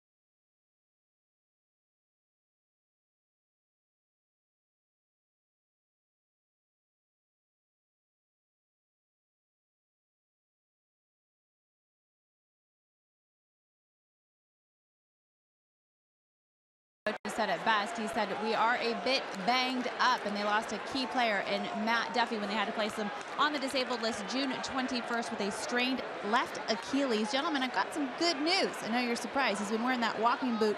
It is off now during his workouts, of which they have totally ramped up. He told me that he's pain-free when he's working out, and they are just trying to build strength back into that Achilles, guys. You know, Amy G's had some good news lately. Yeah, she's doing well. There for a while, she was in a slump. We hear from her in Arizona tomorrow. I'm sure she'll even have more good news. Oh, she's not going. Yeah, no, she takes it. She takes that off. Belt with a half swing. It's 0-2. Posey on deck. The only time Amy G makes a road trip is if it's really important. Yeah, and if somebody else is buying lunch. She cannot deny that. Belt takes high. Triggs struck out Belt in the 4th inning. It was the first hitter that Triggs faced.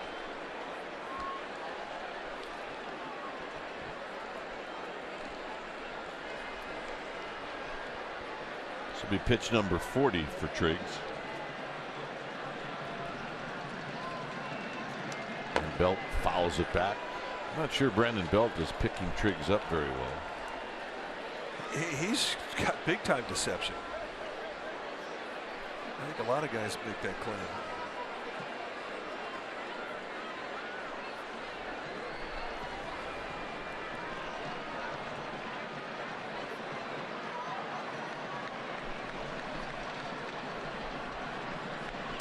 Up high to Belt.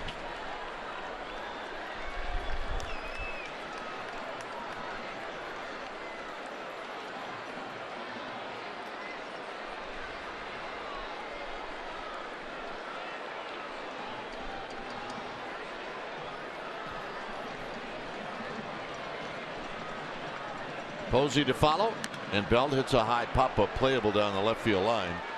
Crisp is coming over, and it's going to fall, so Belt will get another crack at it.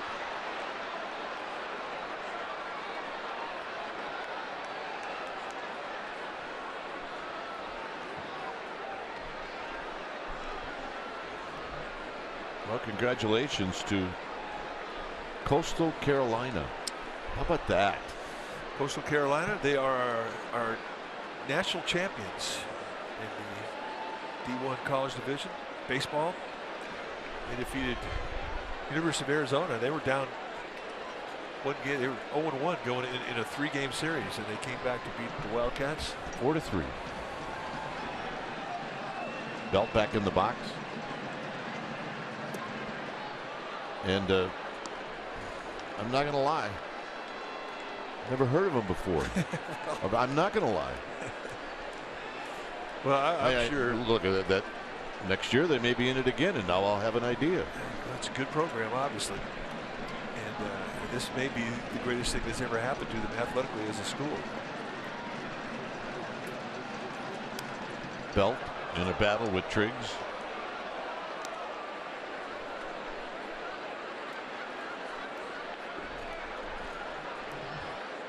But there are some former Giants that went to Coastal Carolina. Kurt Manwaring did. So he may have been down there for this. Oh, you kidding me? Omaha. He might have been that guy in top of the dugout in that mascot outfit. Yeah. Buster Posey at his 9th home run in the 3rd inning off of Dylan Overton. And this is what it looked like. Well, he made a mistake up and in. And Posey not fooled. Posey against Triggs had a little dribbler down the 3rd base line for an infield hit in the 4th. And here he takes a strike.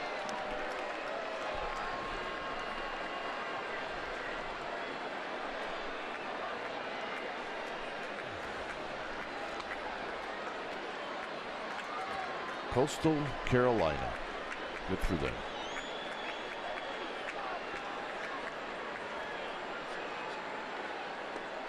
And a quick 0-2 to Buster Posey. Yeah, a little front door breaking ball.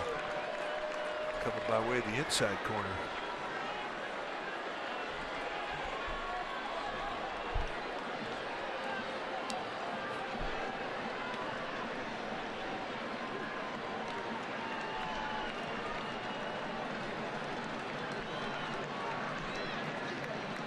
Posey taps this one. It could be a pair. It's right by the bag, and it is.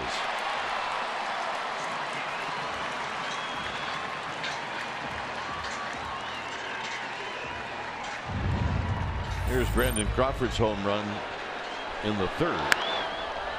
Again, mistake up and in.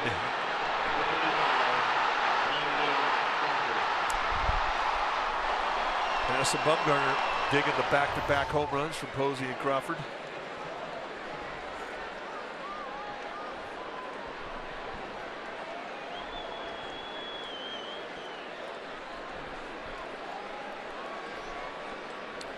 Crawford also picked up an RBI when he singled off of Triggs in the fourth.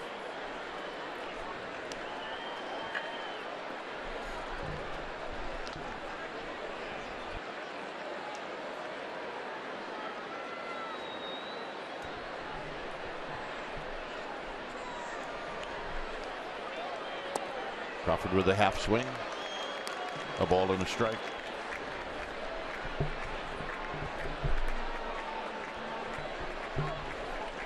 Not as cold tonight as we saw last night. Last night it got cool.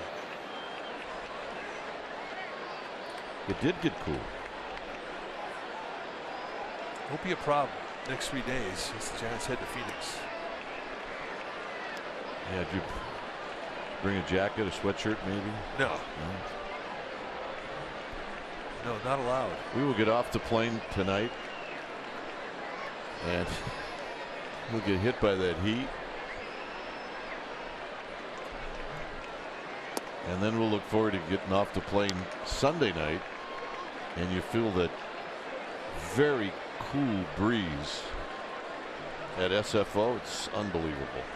It really is, and we really should record some of the comments the players have when they walk through that door and get that first breath of Northern California. And this time of year, I mean, it's heating up around the country. Crawford takes a walk. And we always felt as players when you went back the Midwest, the East, the South, middle of summer, hot, humidity. Now you come back into California, you get off the plane, it's like walking into fall.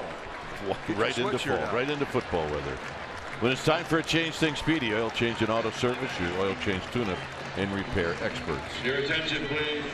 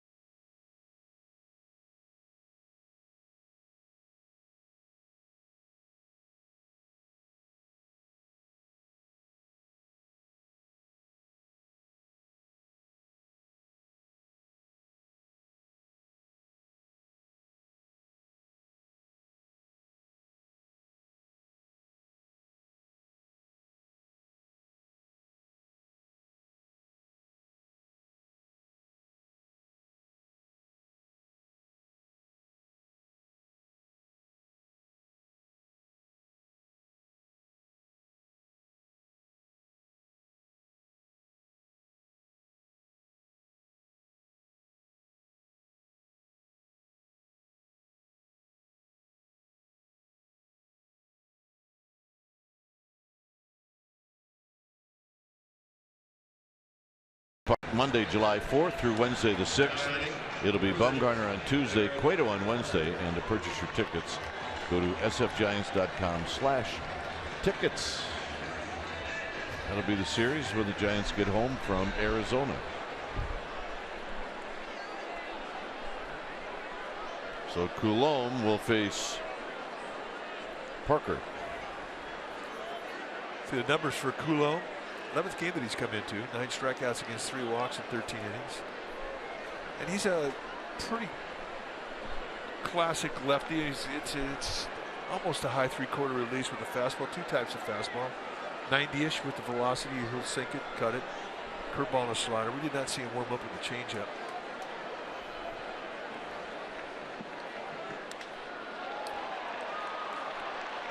Simeon on to first. And that'll end the inning. Parker hit the ball pretty well. Bottom of the 6th coming up.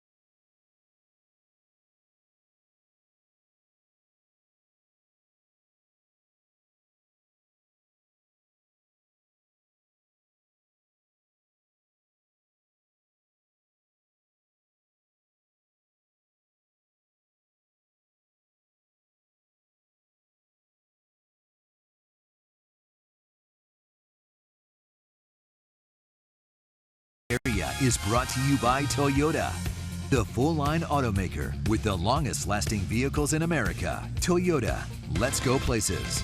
And by Xfinity. X1 from Xfinity will change the way you experience TV.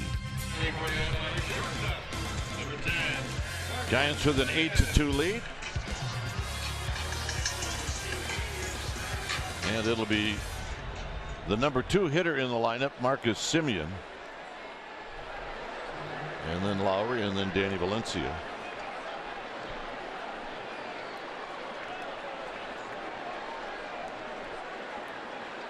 First pitch strike.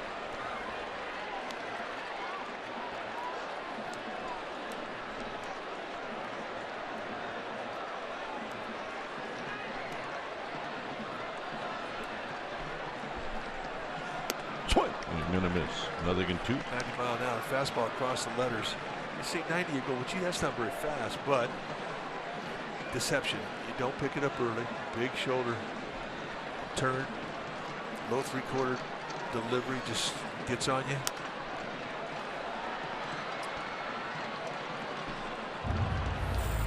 First inning, Semien did this, which was maybe just somewhere between the knees and the belt. Maybe more around the knees.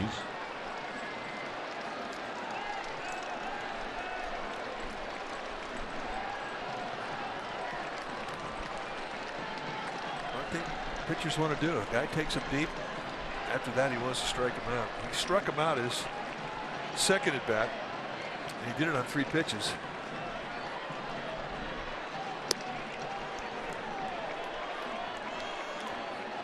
But if you're a pitcher and you face a guy 4 times, you strike him out 3 times, he takes you deep, the hitter wins the battle. You're in his book forever.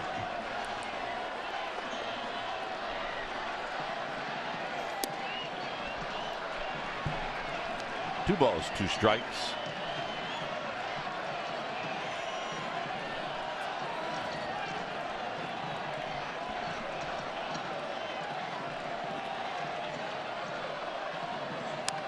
And this one is rolled foul.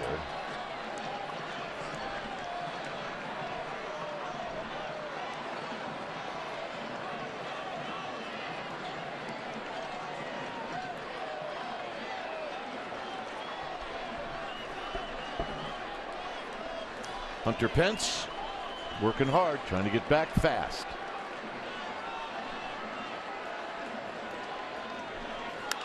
Popped up. Parker says he's got it. We saw that shot of Hunter Pence. Hey, he didn't blink.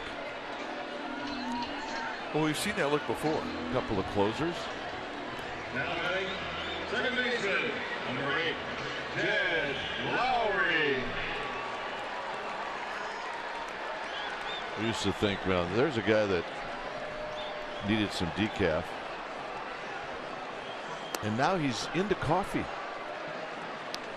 Oh, yeah. And it's regular coffee. He and his fiancee, Alexis, they take it serious.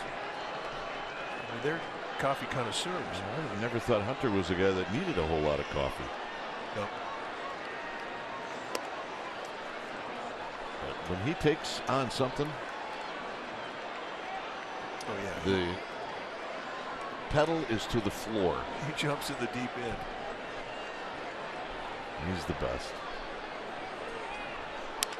Slowly hit. Bumgarner is going to try to make an athletic play, and Lowry has got an infield hit. I just kind of want to see that. I mean, here's a guy 6'5", 250 rolling over, going into a slide, trying to get a bare hand. I just want to see how he was going to throw this ball if he could field it cleanly. You know, I think he did too. I think he likes those challenges. Just couldn't get a grip.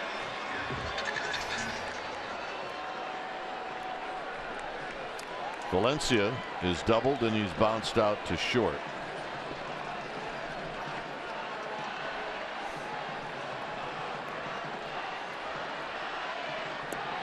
And the first pitch is down low with Butler on deck.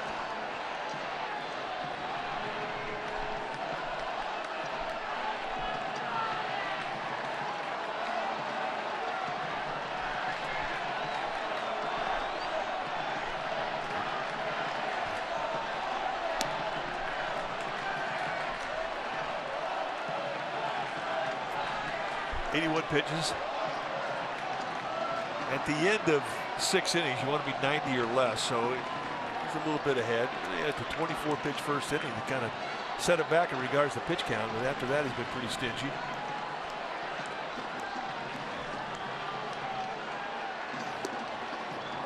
Two balls and one strike.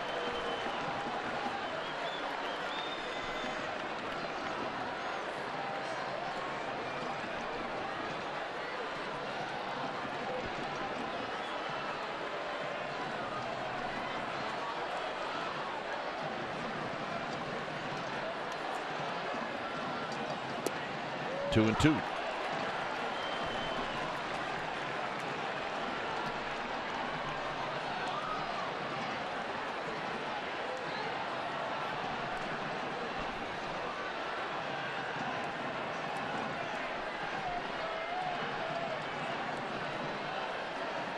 Got him. Nice comeback down to count 2-0. Nope. I'm going to say that ball hit the dirt. So.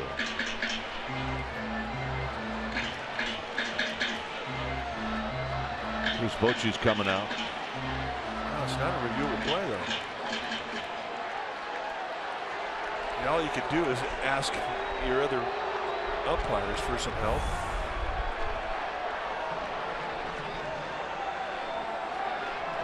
Mr. Posey thought he got it on the fly.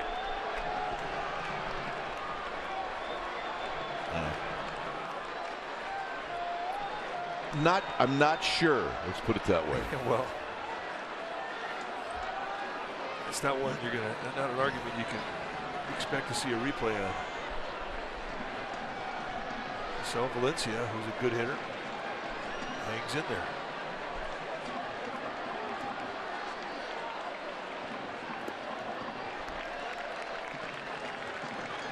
And you know, for Dave Righetti, the Giants pitching coach, you know what he starts thinking. When you don't get a call like that, he just starts adding on the pitches that you have to throw after what he thought should have been an out. Always talking about players that grind, pitchers that grind, hitters that grind. You Nobody grinds harder than a pitching coach. Got him anyway. 3-2 fastball, or maybe a cutter, but for Bumgarner, strikeout number 4.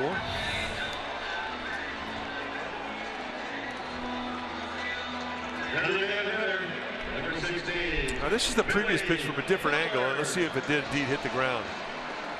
It did. So here's Butler. Butler doubled in the 4th.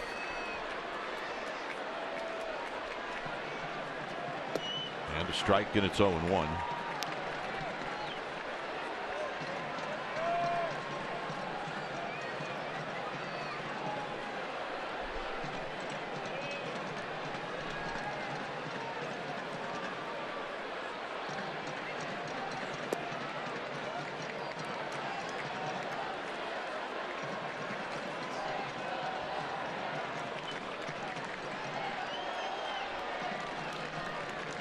Giants play the infield very deep, as you would expect, as Bumgarner rubs up the baseball. Yeah, I don't think you're going to see many drag bunt attempts from Billy Butler. No. You're DH. You're up there to bang.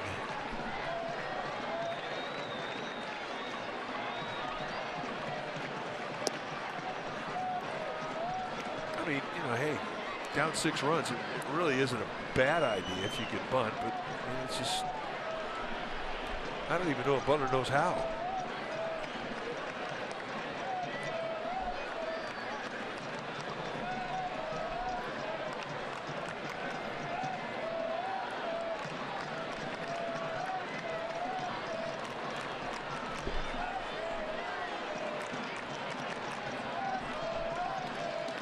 And a strike. How bad is it going for Tampa Bay? The Tigers in Tampa tonight, trailing 7-2, beat Tampa 10-7. They scored 8 runs in the ninth. Wow. Struck well. Span. And he makes the catch. And that'll end the inning. Butler hit it well. Span caught it. Gets back on it quick. It doesn't really even extend the arm. Kind of a one flat down catch. Ladies and gentlemen, it's time for the Star Hall of Fame.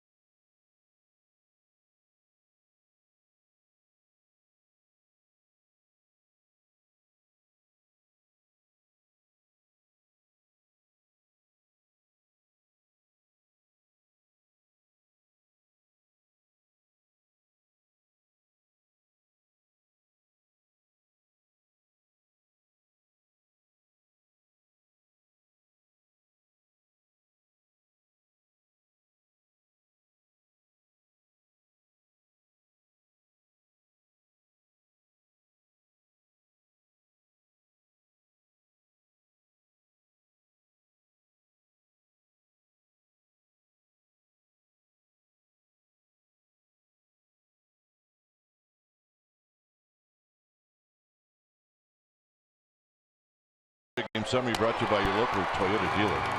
Bumgarner has done well. He's pitched well, and he started out the rally where the Giants scored 6 times in the 3rd inning. He started off that rally with a double.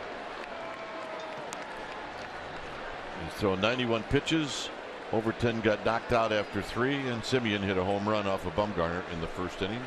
And that's our Toyota game summary.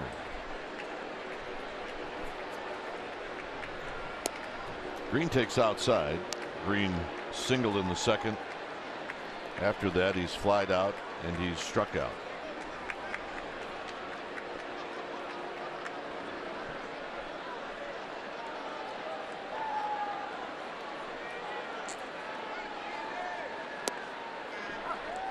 Good break a ball. Perfect location outside corner of the knees.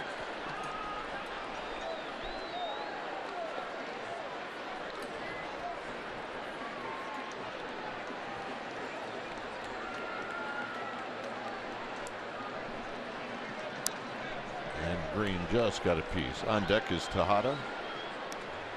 And then Madison Bumgarner.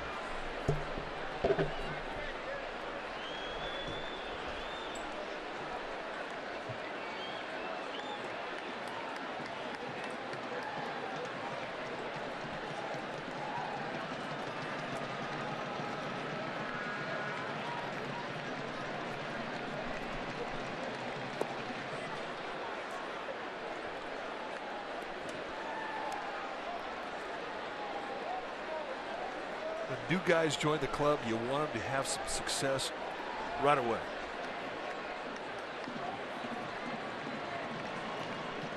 Get a couple knocks, make a couple good plays, make a contribution. Get to the comfort zone.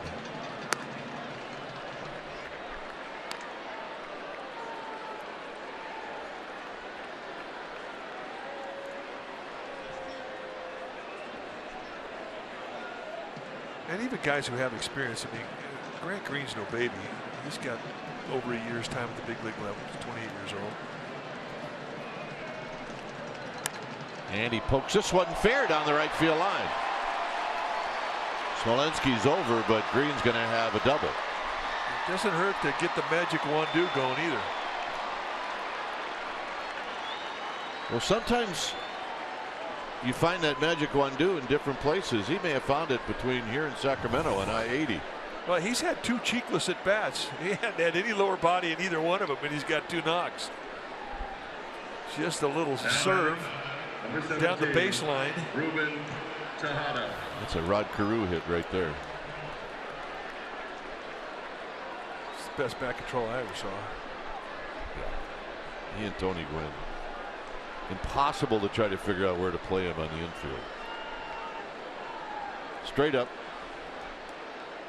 Just play him straight up. Yeah, they're just going to hit it to where you're not. I mean, that's what they do. Here's Tejada. Out of play. Pete Rose said that to me. I was moaning and groaning one day when we were playing together in Philadelphia in 1982, and I'd hit the ball hard right on the screws like 5 times in a row, right to the shortstop, and I was complaining about that. And he goes, "Well, why don't you hit it between the third baseman and the shortstop? There's a hole over there." Yeah, I'm just trying to hit the ball. But, you know, and he was serious. That's what he did. A chance to watch him. I mean, he was 40 years old, but he could still hit them. You play him one side of the field or overload him some way, he would pick that defense apart. Amazing bat control. I mean, you're not the hit king for a reason. 1-1 to Ruben Tejada, who's 0 for 2 with a walk. Bumgarner on deck. I should say you are the hit king for a reason.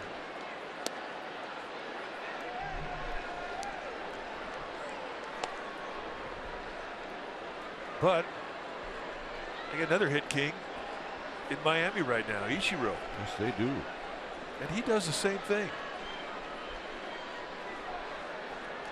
How many ground balls through the infield does that guy have? 2-2 to Tejada. There's Bumgarner. Giants will face Shelby Miller tomorrow night, and then 2 lefties, Corbin and Robbie Ray.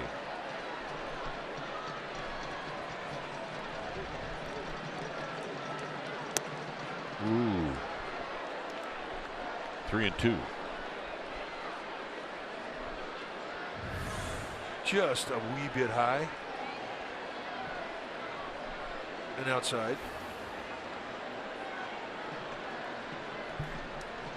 Not that Coulomb didn't want it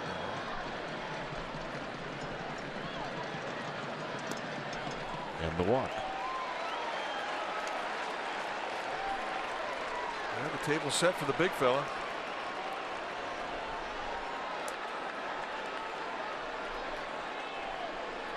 Six foot 5, 250. Number 40. That's about right. Madison Bumgarner.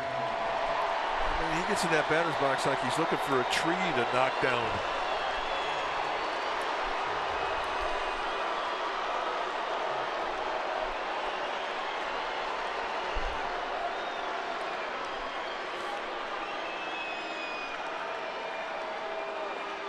Outside, 1 ball and no strikes. You know, and he's not the kind of hitter that's going to sit on just one pitch either. He'll mix it up. He'll look for a breaking ball. He's got a plan. So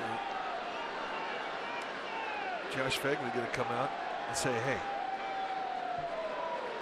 he's a pitcher. He's hitting 190. Let's go.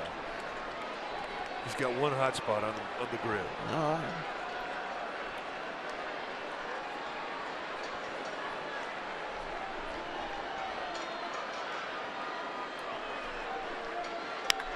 Foul.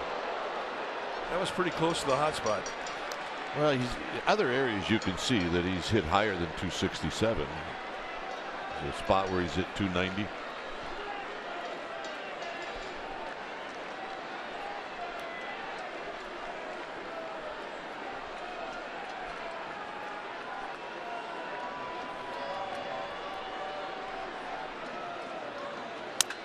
On the ground.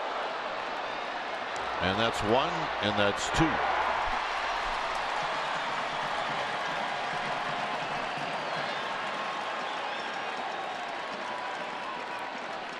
On the play, Green goes to third and spans the hitter. Now batting, number 2, Denard Span.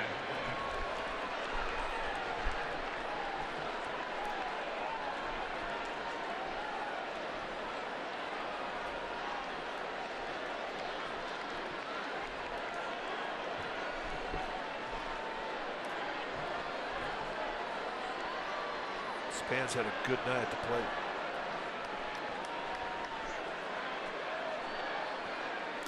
And he takes the pitch down low. He's been on base 3 times. A walk, a double, and a single.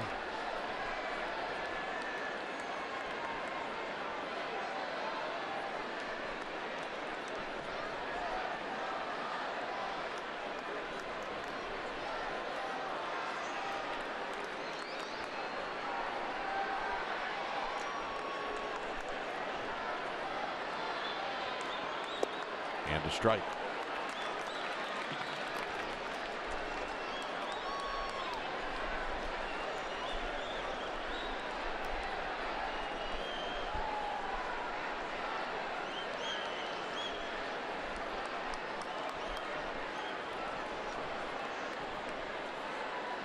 Coulomb sets right at the letters in the pitch to Span. And Span waves at one and misses. The catch that ended the 6th for the A's is going to be our Ford Wright choice. And it all goes into the night that Denard Span's having. Had to get back on this fly ball quickly. And he wound up doing a 1 flat down catch, which we had never seen before. So we're going to make that our Ford Wright choice. Quite a bit. 1 and 2 to Denard Span with Grant Green. I think Jeffrey Leonard at appreciated third. that catch. Oh, absolutely. I think he's mad he didn't think of it.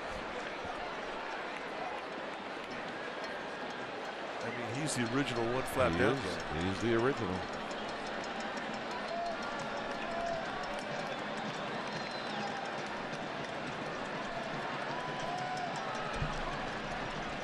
Inspired the Floyd R. Turbo. Swing and a miss. And that'll end the inning. Giants strand a runner, and it will be Smolinski to lead things off.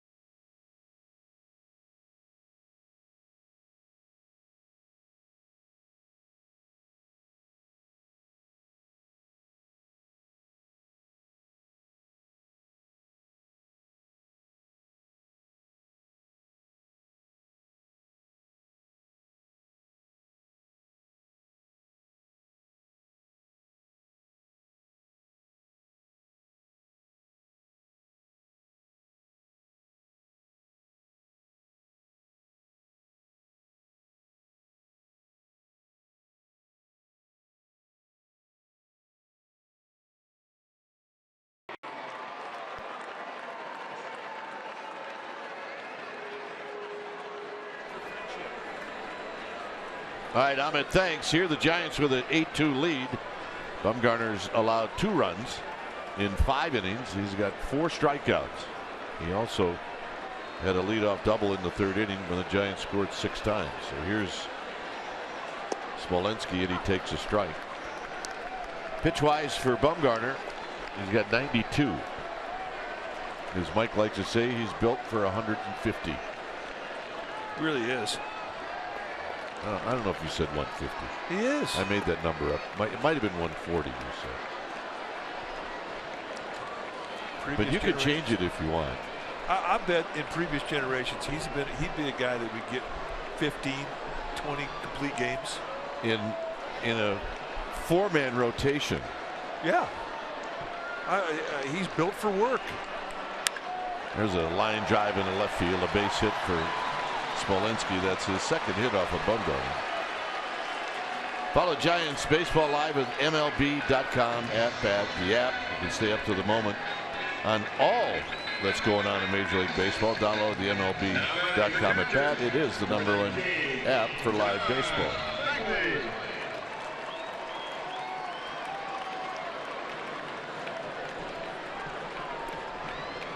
Fegley is 0 for 2, hit into a double play in the 4th. Taps this one off his foot, and it's 0-1. Bumgarner's going to look at it and see if he liked that one better.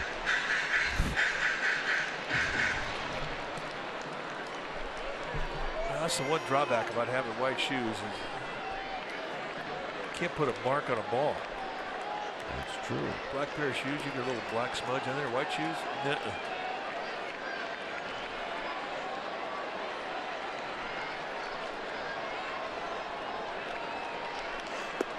In tight.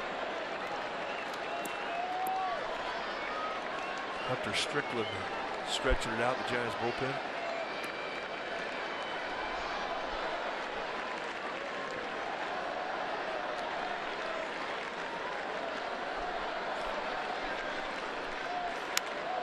Hit into center field. Span tells Pagan that he's got it, and he does.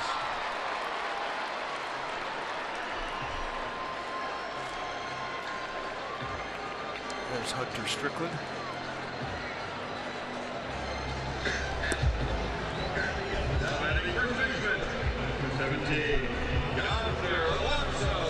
And here's Alonso.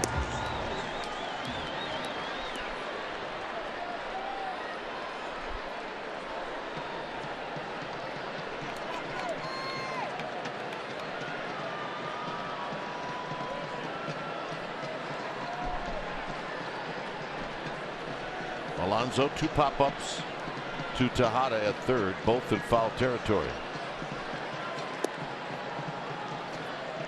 He's looking for a middle-in mistake right here. I mean, he's got good power. Look at Alonso's numbers. I mean, he got 238 bats. He got 2 home runs. That does not compute. Well, especially when we saw him leave the park very quickly last night. I think the Padres, I think they were disappointed in his power. I think they expected a lot more. I think he's disappointed. If you're going to be a corner infielder or outfielder in the big leagues, I mean, you've got to put up more power numbers than that. Foul back. I mean, he's on par to hit 6 home runs, and you can't do that.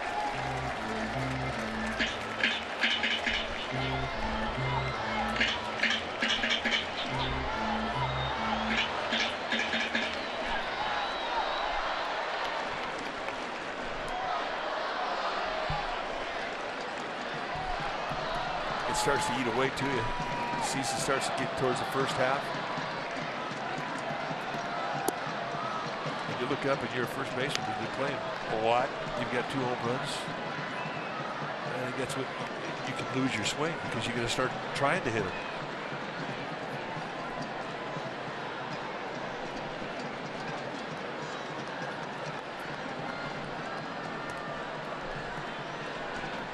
2-2.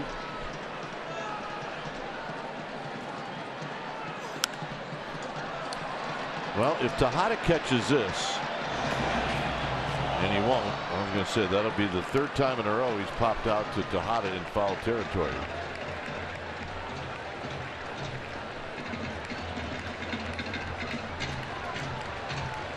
Bumgarner tonight, 43% fastball. Well, really, that's a little deceiving. More like 81% hard stuff, and then the curveball and changeup. And that's what you're going to get. I mean, most of what he's going to give you is going to have some velocity behind it. It's fastball and cutter or slider.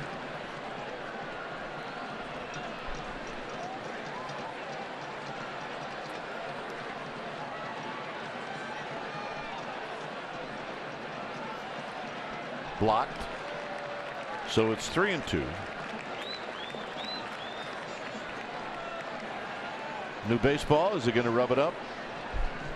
Oh yeah. Get it the way you want it. He says he does it to get some moisture on the ball. Get moisture in the ball gives you good grip. He goes to his wrist to get a little moisture.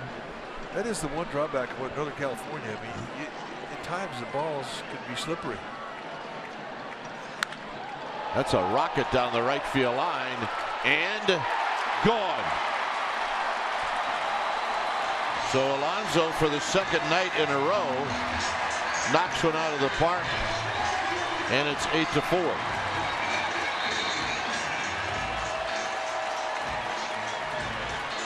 And Bruce Bochy's coming out.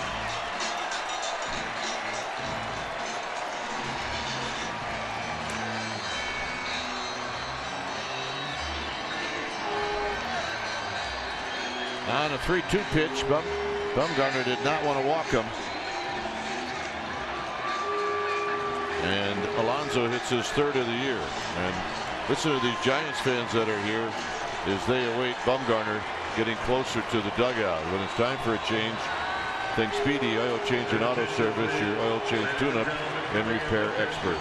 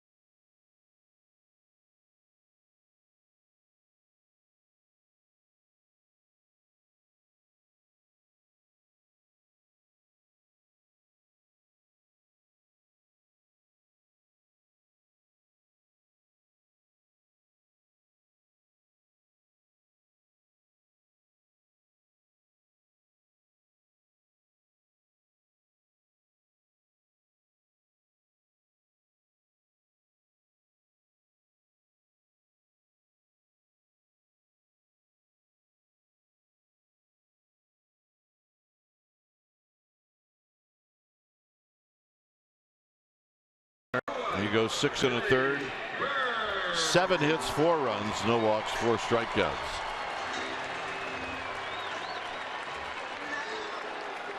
So the new pitcher now, Hunter Strickland.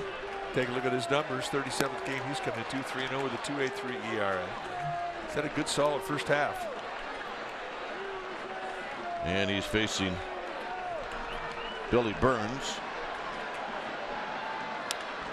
And Burns shoots the first one foul on a 95-mile-an-hour fastball.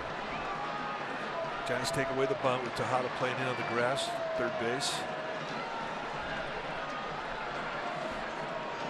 Defends the air between the belt and the letters very well. Slappy, fast.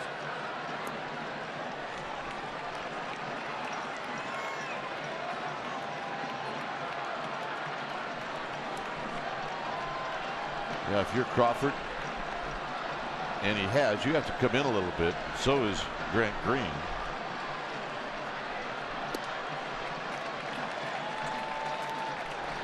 And you're trying to defend a ball that's not hit very hard.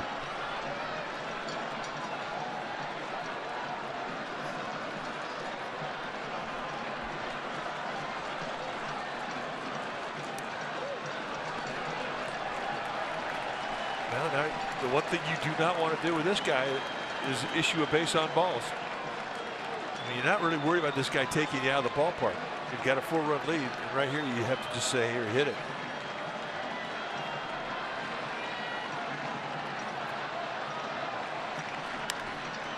He does.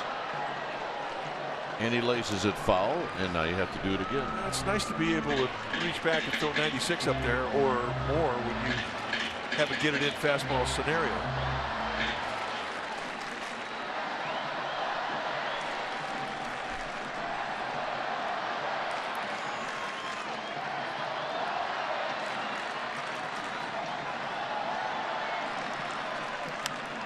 And again, down the left field line and out of play. Giants jam the outfield. They've got Bumgarner in left field playing very shallow. Span in center shallow.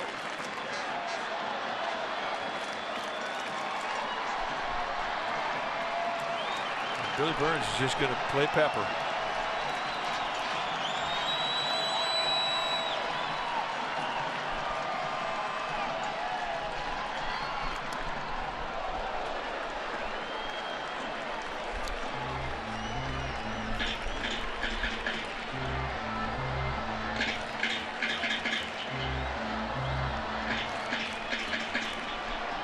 Top of the lineup, Coco Crisp on deck.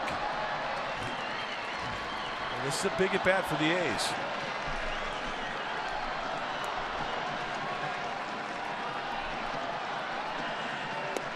Got him. So he goes inside corner on a payoff pitch, and Burns locks up. And that is a big pitch from Hunter Pitt's perspective. After the 2-run shot off the bat of Alonso, you have a walk to a fast runner, and all of a sudden the momentum starts to creep in bunches into that A's dugout.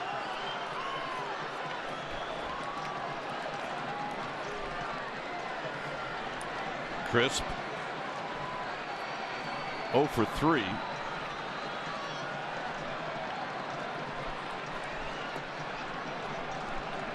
Reached on an error by Tejada in the 3rd. Tejada also made a nice play to take a hit away from Crisp.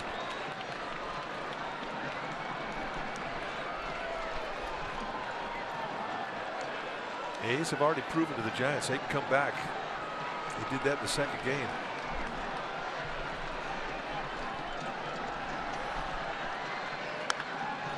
And that's foul. Giants took a 4-1 lead into the 6th inning against Oakland in San Francisco, and the A's scored 12 runs in the last 4 innings of the game.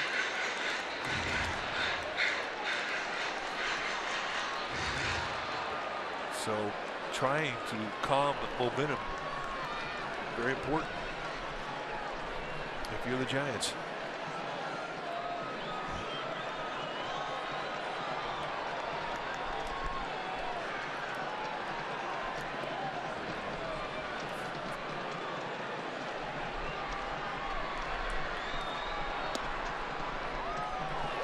St. Pitts has struck out Billy Burns.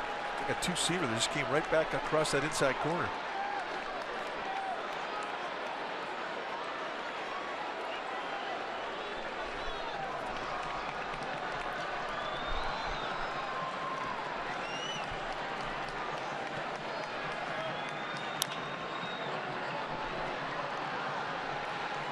.97 on the same side of the plate.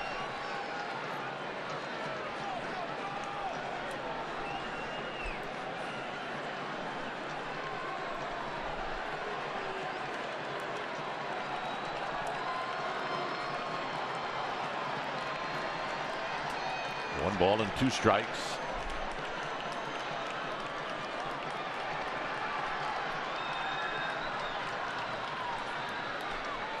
Strickland has slowed it down.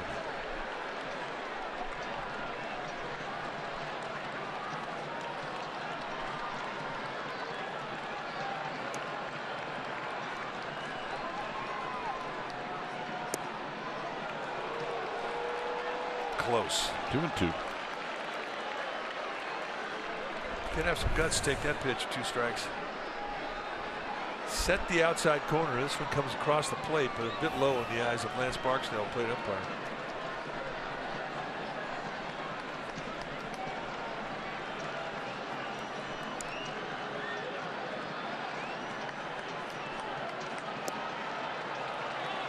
Now, good pitch, good take.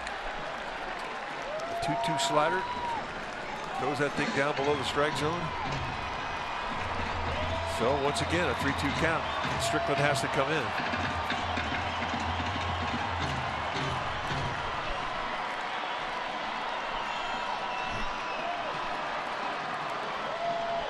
Three balls, 2 strikes.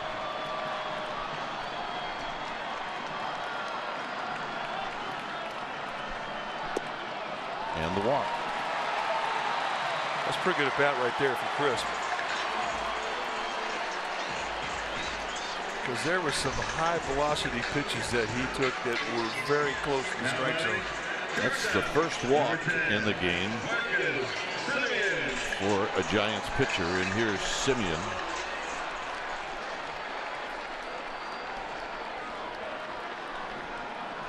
Simeon a home run in the first, and then a strikeout and a pop up to right field.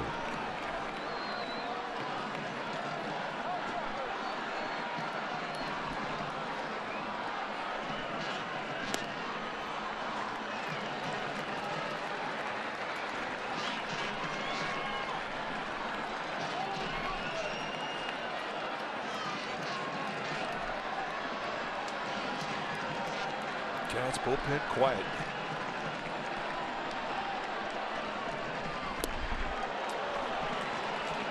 Like a 2-seam fastball at 96 miles per hour. Right now, I mean, the A's aren't looking for anything else but that fastball.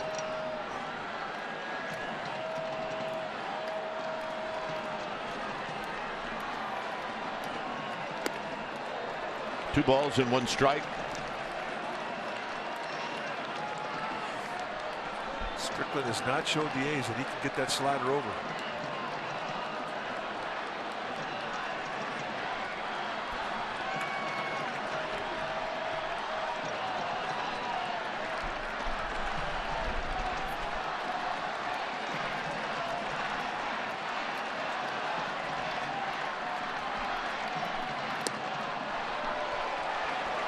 Two and 2. 95 2-seamer. I mean, that's his best weapons right now. Just throwing the fastball, but changing the grips, going back and forth between the 4-seam and the 2-seam. And at that velocity, they really are different pitches.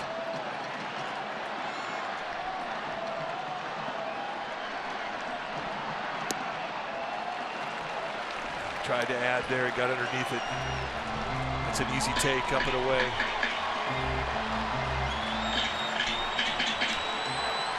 Every pitch in the at-bats is a fastball. Well, now Coco Crisp will take off.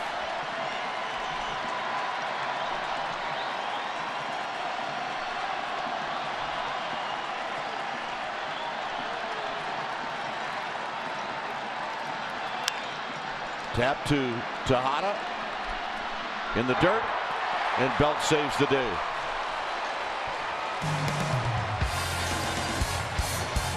(8-4) Giants.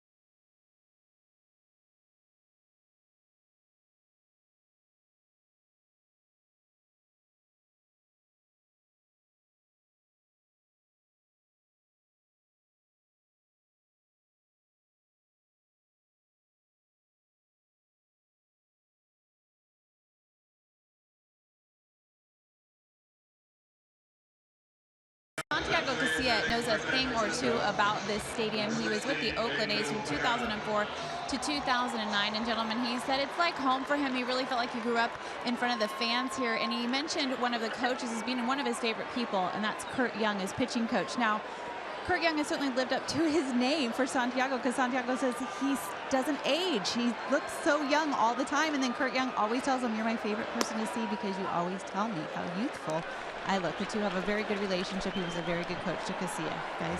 Both great guys. Curt Young played on those really terrific Tony La Russa teams. Pagan is 2 for 3. And he takes low.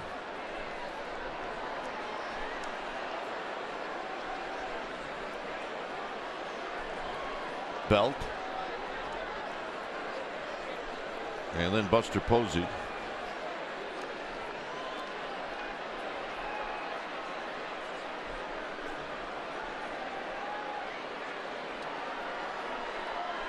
And Pagan down the right field line and out of play. Pagan doubled and scored in the 4th. He knocked in a run. There's Corey Guerin trying to get back on the horse after an appearance on Tuesday that he'd like to forget about.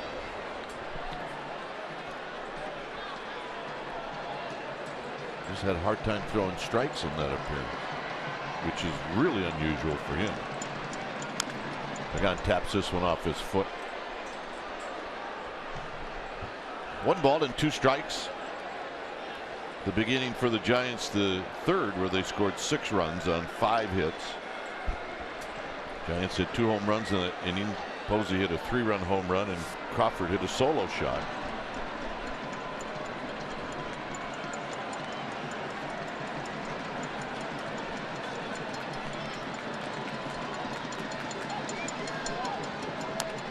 Check swing. Maybe not a check swing, kind of a half swing. And Pagan, if anything, lives to see another pitch.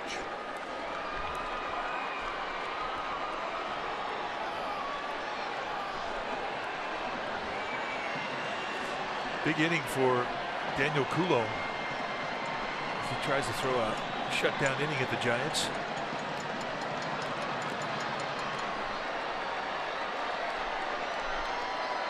If you're Pagan, I mean, this is a big at bat. Get on base, put some evil thoughts in the mind of Kulo. When you have a 6-run lead, all of a sudden the guy hits a 2-run homer. Momentum is making its way over to the dugout. You want to bring that momentum back into your dugout, and you do it by scoring.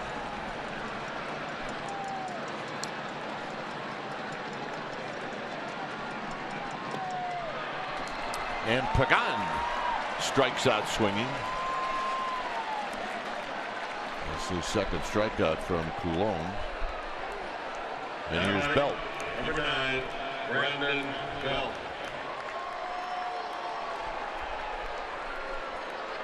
Belt is 1 for 3. He doubled in the 3rd inning.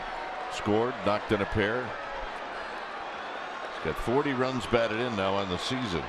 He almost hit one out in the 1st inning, all the way to the wall in center.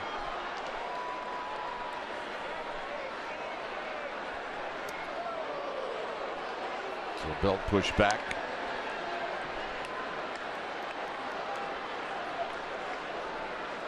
Begley's going to have a word.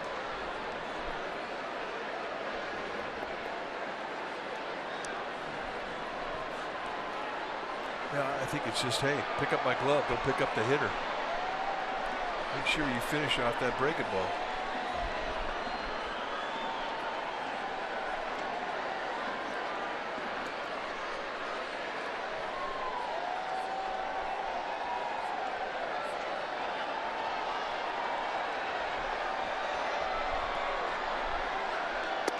Two and 0.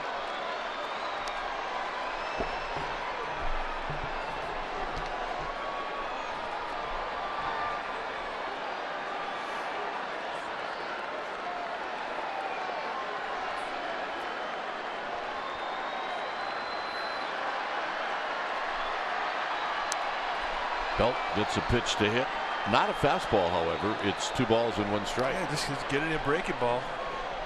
Didn't have great location on it, but he did have belt leaning a little bit off the back foot. I mean, if you're throwing a 2 off-speed pitch, I mean, you're not thinking corner. You got to get that ball in the strike zone. You're banking on a guy sitting on a hard fastball.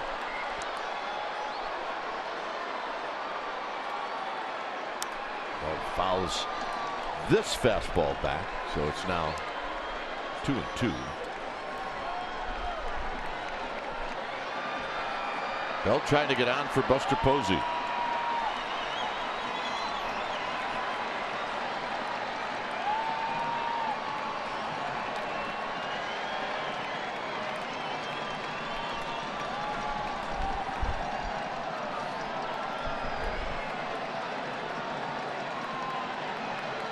Belt, it's a soft line drive, 1 hop to Simeon, and Belt is retired. So here's Posey.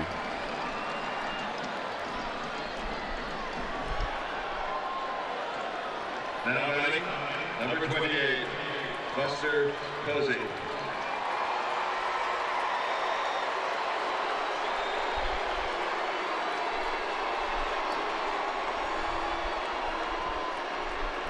Buster, 2 hits and 4 at bats.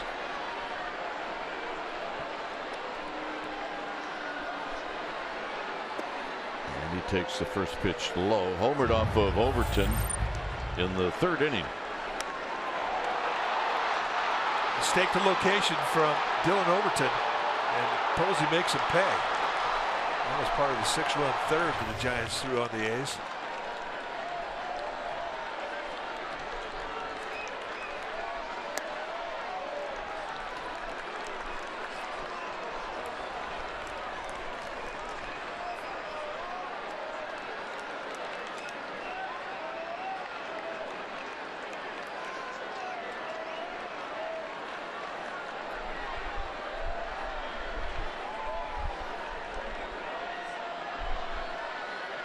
Posey takes a strike. He's thinking that he might be able to lean on a 2-0 pitch, but he did not get a fastball.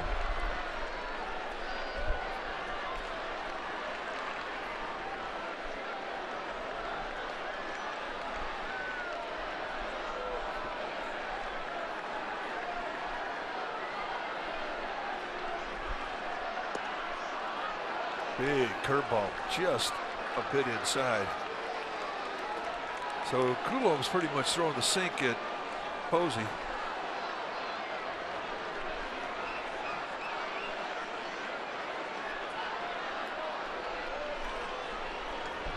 He'll look away. Fouled at the plate. It's 3-2.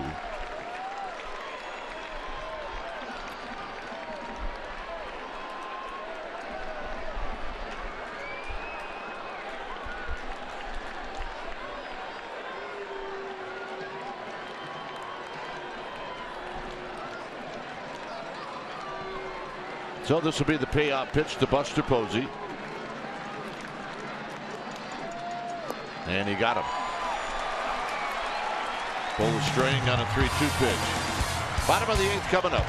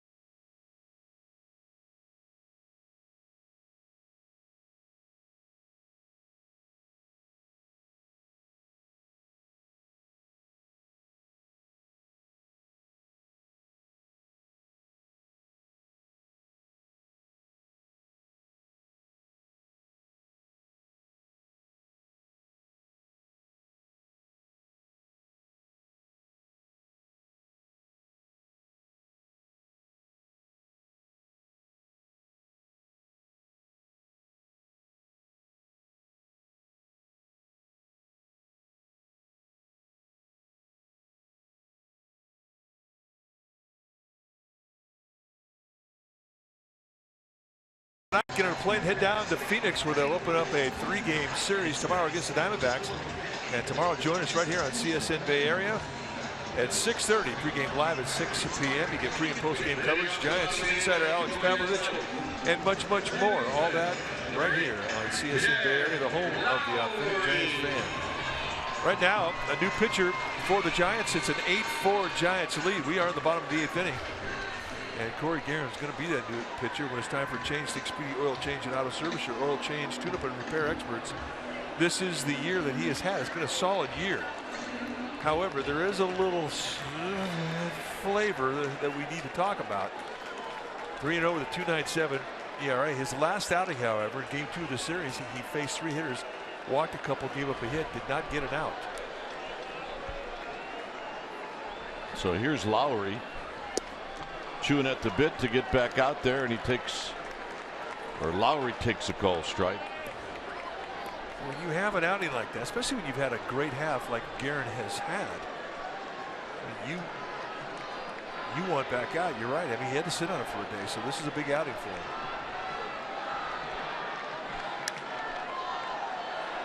This will be a long run for Pagan, and through the bullpen he makes the catch. Not exactly going to get a whole lot of help down there. No, they're going to yell at you to look out for the wheelbarrow and all kinds of other things. Number 26, Danny Valencia.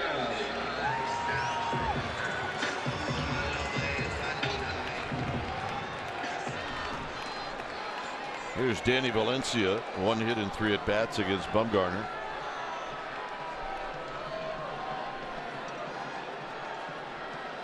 And a strike at its 0-1. 93 from Corey Guerin with some movement. Well, I mean, that is his strength. You get low, really a high sidearm delivery with 93 mile-an-hour sink.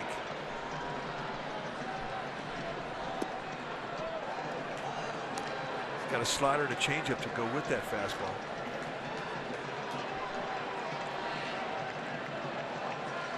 What happened to him the other night in San Francisco, he just couldn't find the strike zone. It happens.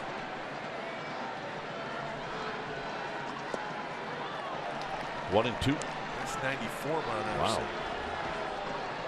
He hadn't had many 94 mile-an-hour fastballs. He's been pretty steady, 91, 93. But I think that pitch right there and his velocity gives you an idea how pumped up he is.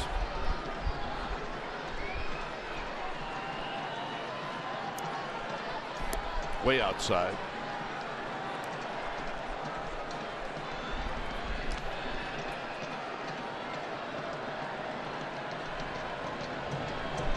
Osich getting loose.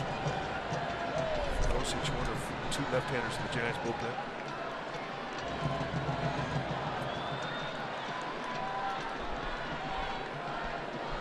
Got him.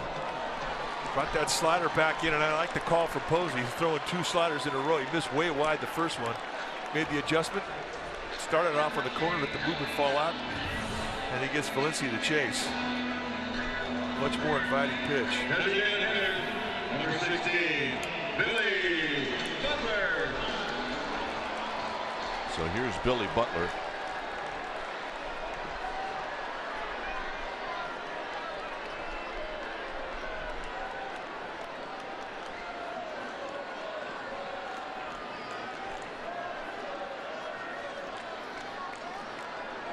Butler takes low. 1 for 3. Span made a nice play in the 6th inning in center field to keep Butler from picking up his 2nd hit.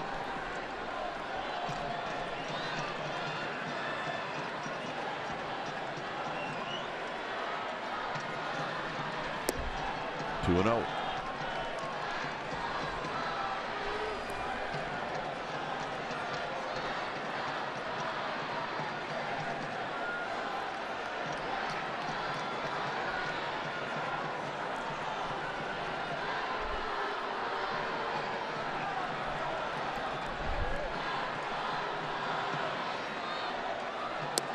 And a strike.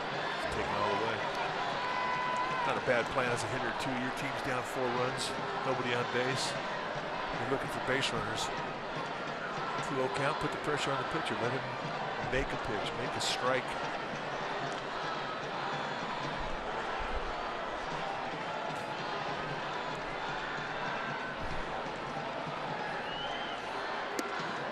Butler takes inside.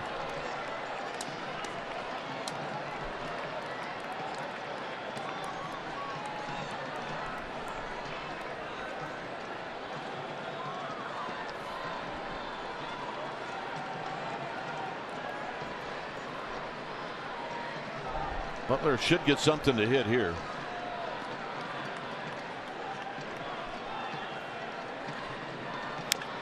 And he taps it foul. It's 3-2.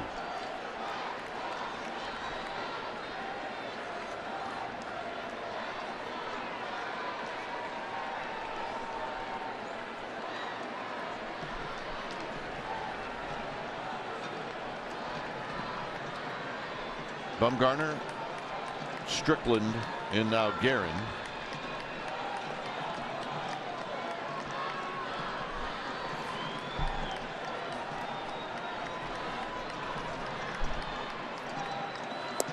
Got him, and that'll end the inning. Nice inning for Corey Guerin. Brandon Crawford's going to lead things up.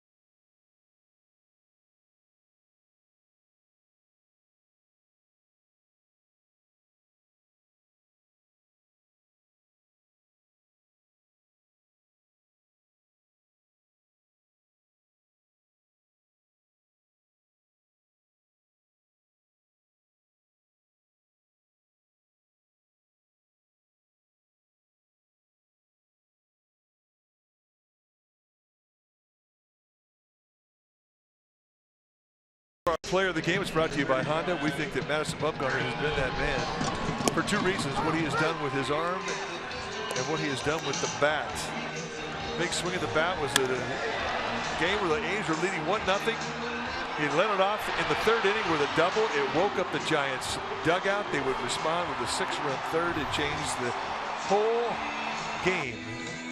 So Madison Bumgarner, you're our player of the game, brought to you by Honda. Here it's 8-4 Giants, top of the 9th inning. Fernando Rodriguez, the new pitcher for the A's, 33rd time that he's come in. He's had a nice first half, 37 strikeouts in 39 2/3. So here's Crawford. Crawford, a couple of hits, a couple of RBIs. And Rodriguez throws, and he throws him a strike. 9th inning. Giants lead 8-4. Rodriguez, you're going to see low to mid-90 fastballs with good curveball. He's also going to change up. He'll sink and cut the fastball.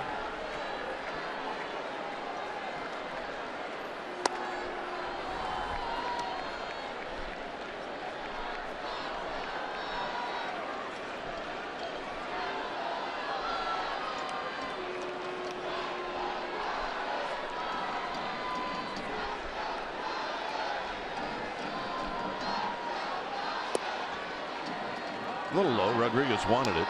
It's 2 balls and a strike.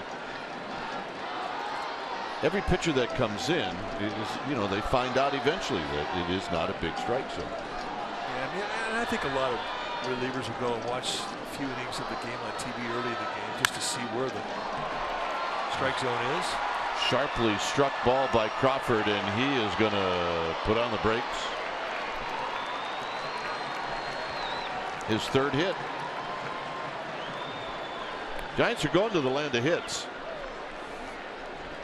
So if they can swing the bats a little bit, there are some hits. I mean, look, the D-backs are going to run out 3 pretty good starters, but that is a hitter's ballpark in Phoenix, and it's hot.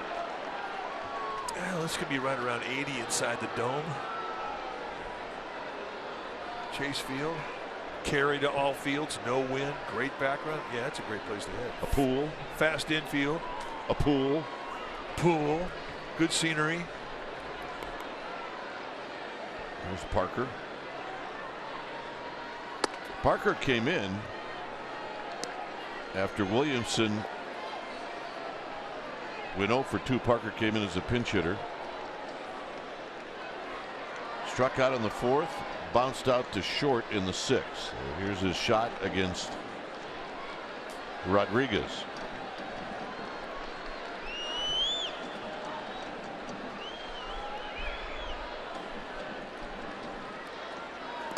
In the dirt. Nice play, Fegley. 2 balls, no strikes.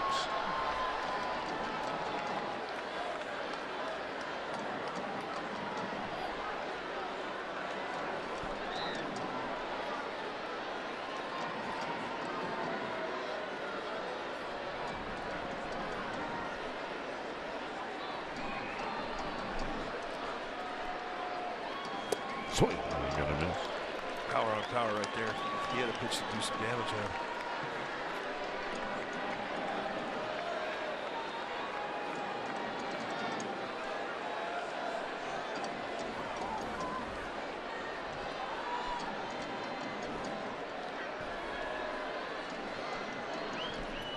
Grant Green is on deck.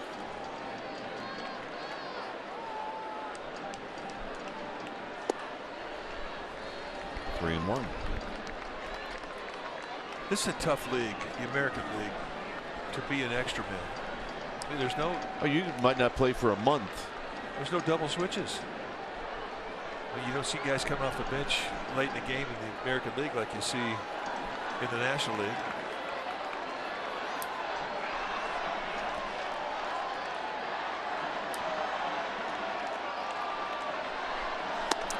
And the walk. When I got traded to the Giants, the play ball luncheon, they asked different people asked, fans asked players questions, and the question I was asked was, what is, you haven't played a lot during the regular season, but can you tell the difference between the two leagues? And I said, yeah, the benches are a lot harder in the American League. And it's true. You were serious. I was absolutely serious. You might not ever get off the bench. In the National League, you got to be ready. Double switches, pinch hitting. Yeah, you get a double switch in the 3rd inning. I've seen it.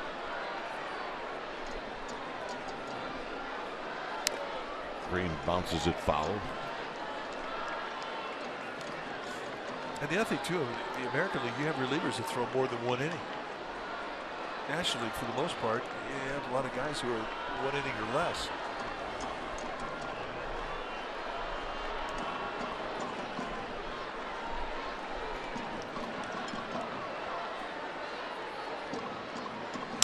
On the ground. Better hustle. This could be 3. And it's a double play. Wow.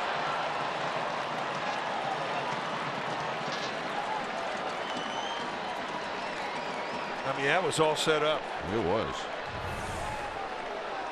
The momentum of the play took Valencia right to 3rd base. And the only thing that prevented it was the speed of Green. Bruce Bochy's looking at it. They're looking at the play at second. They are. I'm not sure he feels that Jed Lowry stayed in contact with the bag, and that's what they're looking at. Everything's good. The hitter will be Tejada. This is what they're looking at here. Now batting, number 17, kept his foot on. Ruben Tejada.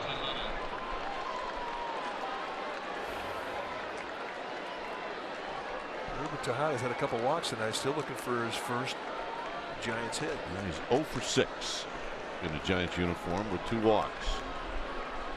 Been pulling off the ball with a couple swings earlier. And a strike. See him with a slightly open stance, and when he takes his stride, he plants his front foot, and it still stays open. He does not close up that front side. A lot of guys will start with an open stance, but when they stride towards, they take their stride, they'll close it up. He does not.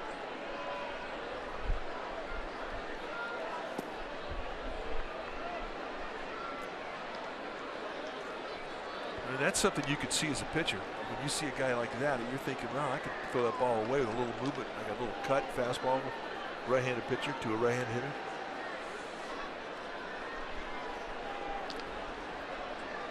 It really is an at-bat that's built for the inside pitch.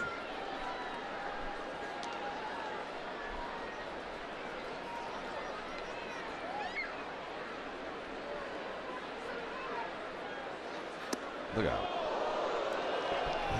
Not that inside pitch.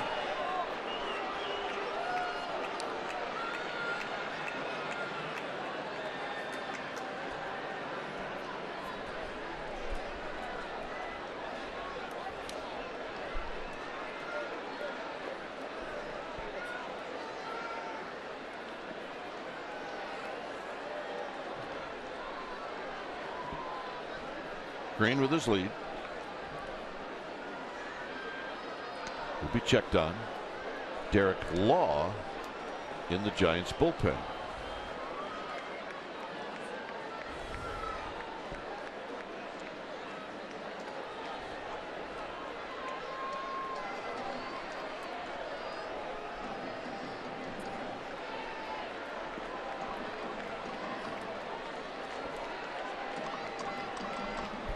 Green extends his lead. He does not go. And there's a swing and a miss. It's 2-2. Cut action.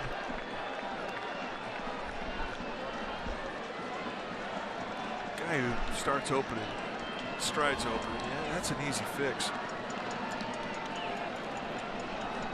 Came into this year a lifetime 255 hitter, and he has not been able to get it going either in St. Louis or here yet.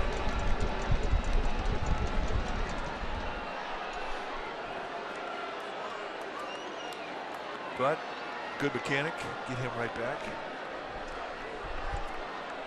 I mean, if you have over 4 years in the big leagues and you're a 255 hitter, you can hit. You can hit.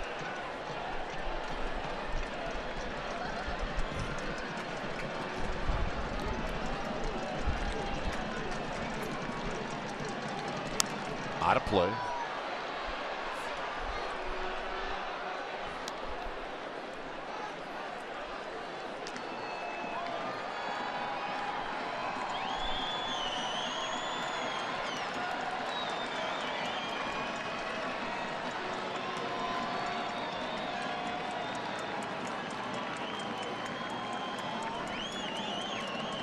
Seventeenth pitch thrown by Rodriguez here in the ninth. 3-2. Tejada wanted to go. Now, Green's got pretty good speed at first base. 3-2 pitch here. Tejada finds a gap with a hit. You're going to see a score. And Rodriguez has worked himself into a get-it-in situation. So, from Tejada's perspective, this should be something to hit.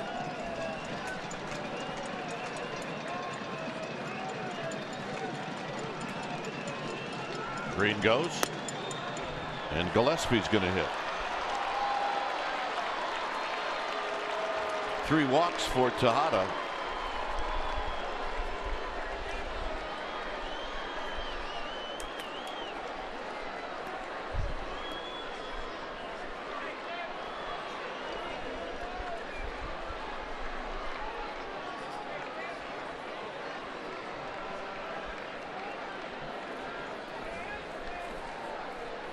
Your attention, please. I've got Giants Number taking 21, 8 walks Connor tonight. Gillespie. You got 8? Now batting. Yep. Giants did that in the second game of the series. They gave 8 walks to Oakland. But tight strike zone tonight. Gillespie takes high.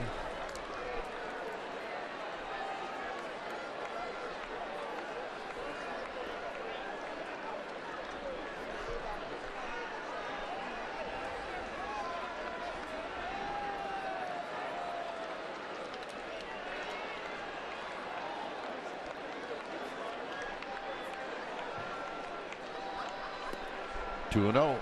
Denard Span on deck. 20 pitches so far in the inning for Rodriguez. Kurt Young's going to try to straighten him out.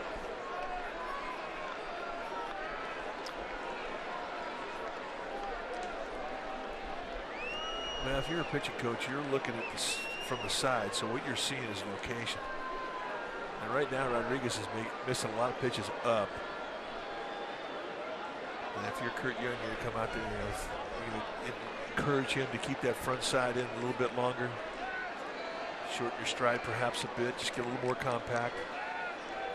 Because usually what calls is height when you miss with pitch location is you get kind of a weak front shoulder. It flies. You drag your arm to miss high, and that's what he's doing.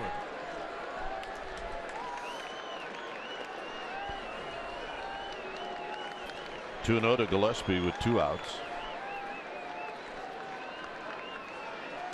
3-0 to Gillespie with 2 outs. Guys that clear with their front arm like Rodriguez is doing now, he's sweeping his front arm and he's really flying his front side.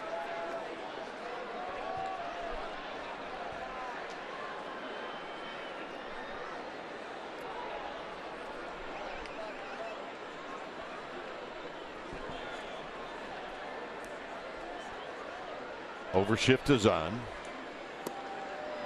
And the walk. And he's all over the place. And there's nobody in the A's pen. And Denard Span's not the kind of hitter that's going to help a guy who's having problems with his command out.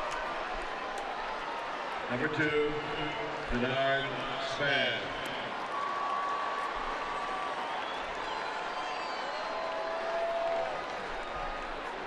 You get sweepers like Rodriguez with that front arm sweeping out. I mean, I think when they do get a flying front shoulder, it's difficult for them to get back in to the strike zone.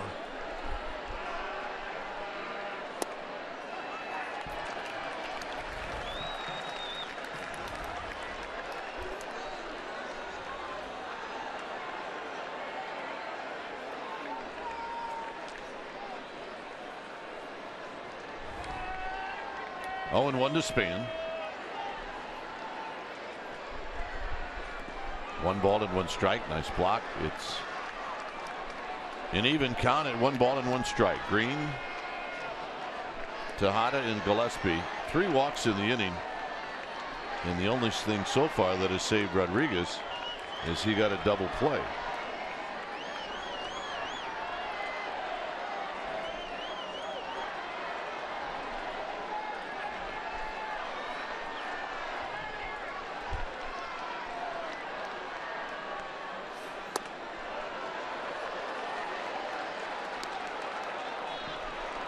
Just trying to throw a strike. He's not thinking a corner. He's not thinking about knee high outside, knee high inside. If he throws that location, that's a mistake.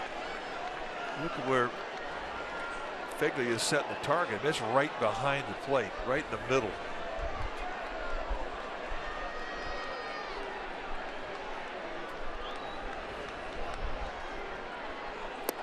Two and 2.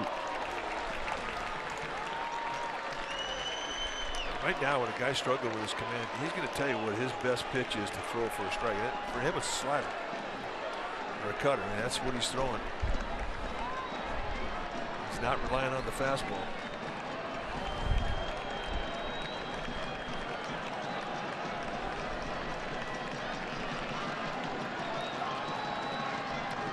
2-2 pitch. Bases are loaded. Well, you kind of figured it was going to go 3-2, right? Yeah. Given Denard Span's discipline and the wildness that Rodriguez is struggling to try and correct.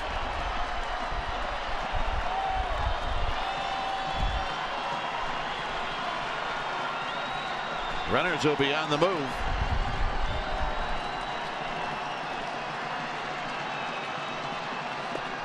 And the walk. Yeah, the money pitch was that slider. Put it back. So scoring is Green. Give Span an RBI, and it's 9-4. Now batting, number 16. He earned that one, though. He really did. But Pagan's been hot. He's been hotter than any Giant.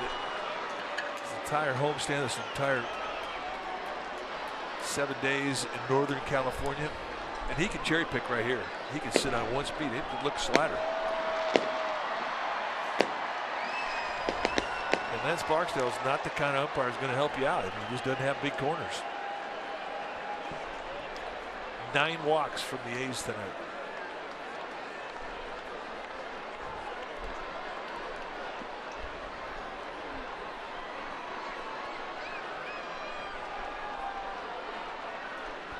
So it's 1-0 to Pagan.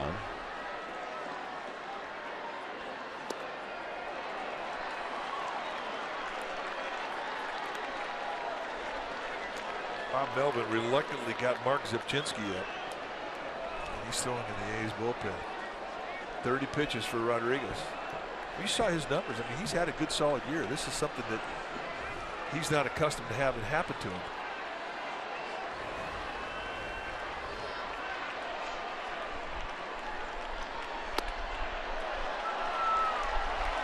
And he can't correct it. He's absolutely helpless to correct it.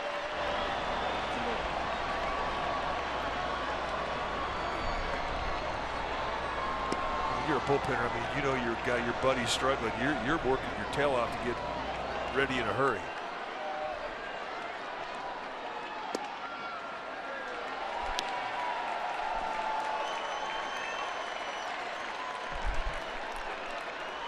Three and one, so you figure Pagan can sit on a pitch. And he's not afraid to hit with 2 strikes either. I mean, he's going to look for one thing, one location. And the walk.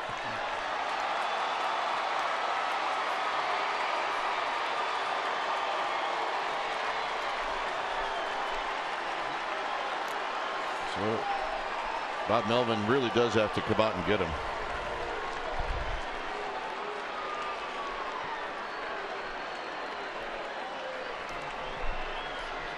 Man, disappointing for Rodriguez because he did get a double play.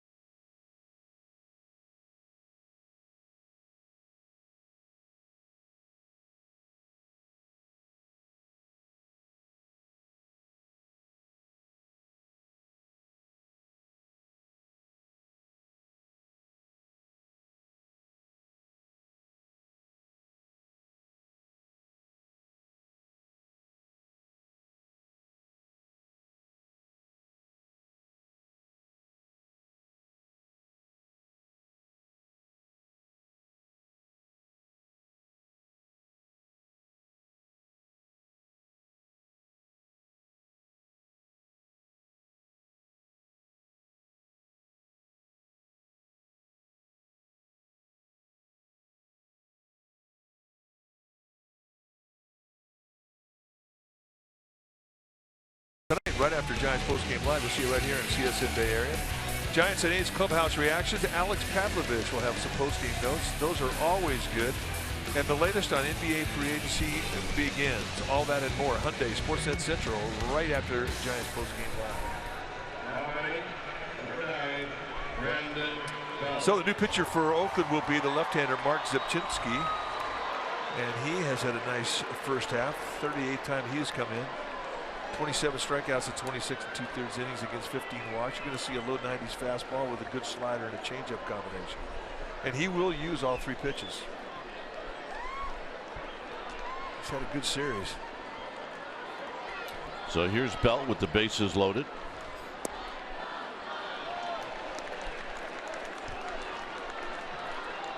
Bell with 2 RBIs in the 3rd inning. Overall 1 for 4.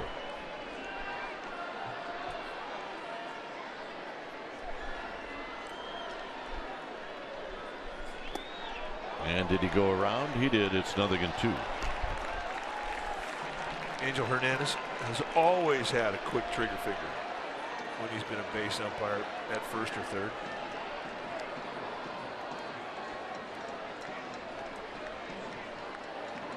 Always? Always. Always. One of the fastest in the game.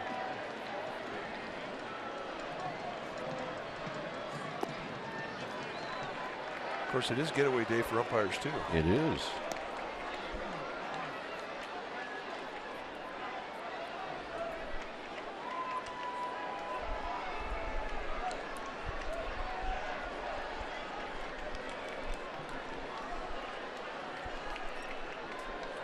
One and 2 to Belt. Nice block. Gillespie, Span, and Pagan are your base runners. Span and Pagan have picked up RBIs in this inning on bases loaded walks.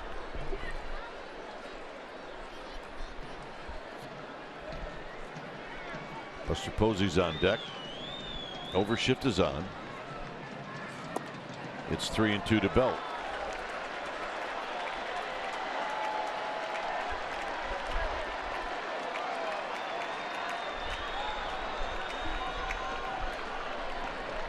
Belt's as good as anybody in the league, going 0-2 to 3-2.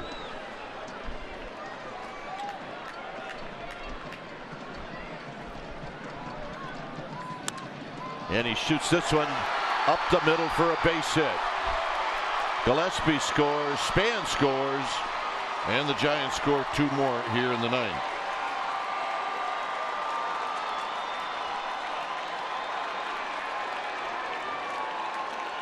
Well, that's an impressive at bat. Go down the count, work it full, and then beat a challenge. I mean, that wasn't a hanger either from Zepchinski. That was knee high, or perhaps below the knees.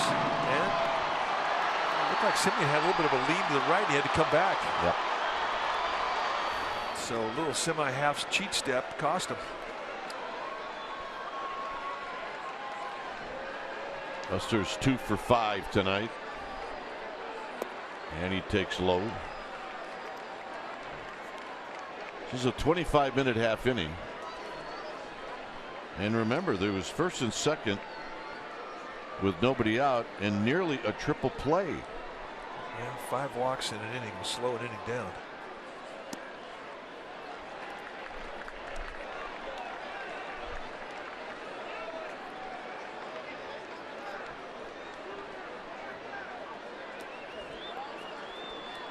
Belt with 4 RBIs in this game.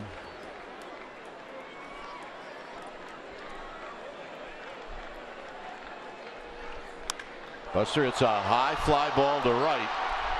Smolinski back, and Smolinski in front of the wall makes the catch. Giants add on. It's 12-4.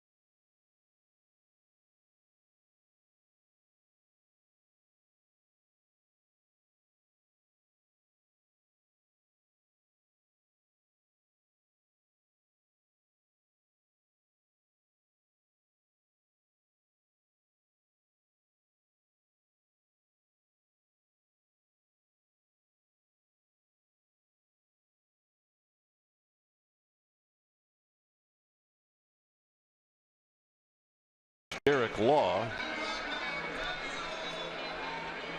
as he will go out there and try to get the last 3 outs of this game. There's the numbers. He's had a solid season since being called up. 26 strikeouts in 28 innings. He gets just 4 walks. I mean, really only 29 base runners in 28 innings. And that is very good when your whip is averaging 1 runner per inning. How's he do it? Mid-90s fastball, curveball, slider, change up. We just saw Trevor Brown now catching. Smolinski's the hitter.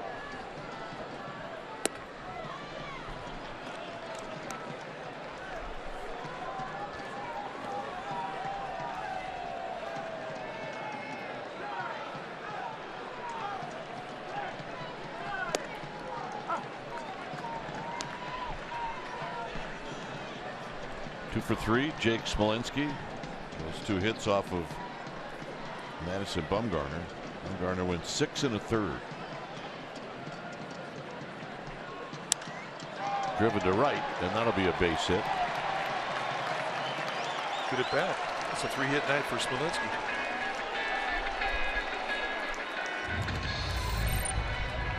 Well, nice debut for Grant Green. He singled in his first at bat, and then later on in his 4th at bat, he poked him down the right field line. Kind of the magic one-do swing. Yep. He says, I agree. John will enjoy that in the wrap. John will say, better than Babbitt. Better than Babbitt. The magic one-do. I don't think anybody's going to argue with him. Figley 0 for 3. And that's a foul to the backstop. And it's a quick 0-2. Better than Babbitt. Batting average with balls in play. But you know what? It really is an interesting stat. Once John Miller explained it to us, like about the 6th time we started to think it was, yeah, okay, I get it. Got him. And that's his slider. He holds his slider with 3 fingers on the ball. And with that high 3/4 release, I mean, he's over the top. His hand action is the same action you have on a curveball. He calls it a slider, but it's a curveball, and it's right off the table, 12-6. That's a good one. See you. Thanks for stopping by. Here's Alonso. Alonso was the last hitter that Bumgarner faced. He hit a line drive home run down the right field line. I didn't know too many guys that hold the ball with 3 fingers on it. John LeMaster was the guy we played with. Yeah, he did. Shortstop.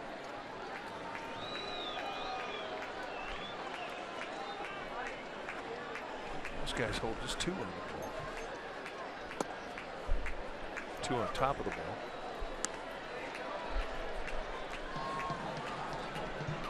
Johnny Lee. But he still has a good arm. Bet he has a good arm. I bet he looks good. There's a strike.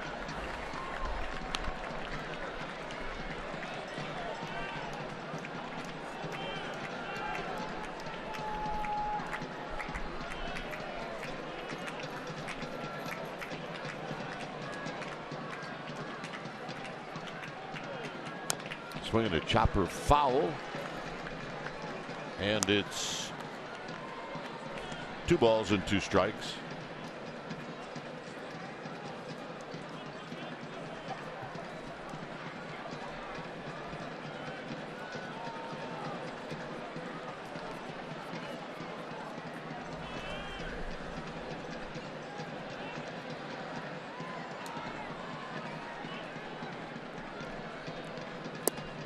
And Alonso is out looking. Yeah, I don't think he agrees with it, but Vance Barksdale says, no, your night is done. Go have a chair. Let's take a look at the fastball. right down at the knees at 95. Trevor Brown wanted the high fastball above the letters, so it wound up being a pitch that perhaps wasn't the intended location, but hey, he'll take it. Strike 3. Here's Billy Burns. Fair ball down the left field line.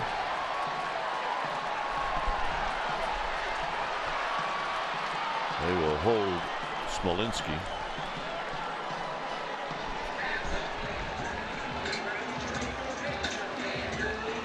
First hit for Billy Burns.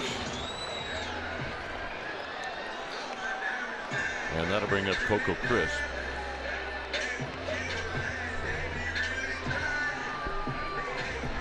Now batting left fielder, number 4, Coco Crisp.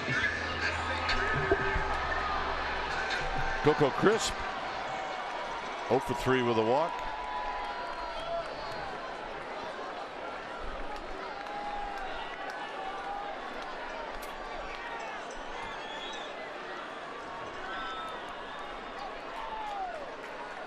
And Crisp takes a strike. So Derek Law, look, if you're pitching for anything here, you don't want 2 runs tacked on your ERA. Heck no. Well, not that Derek Law needs any more motivation than that. But you have to know that he's going to get after Coco Crisp with his best stuff.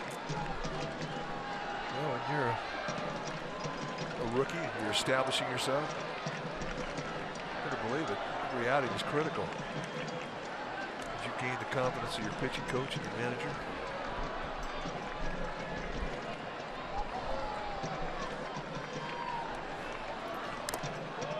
Tap foul, may have got a little bit of Brown.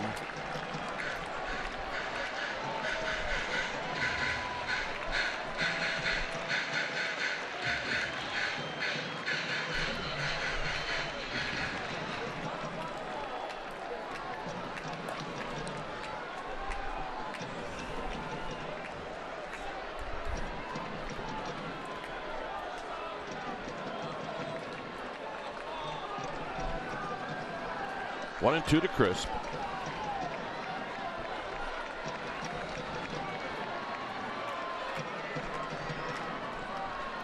Here it is. Low.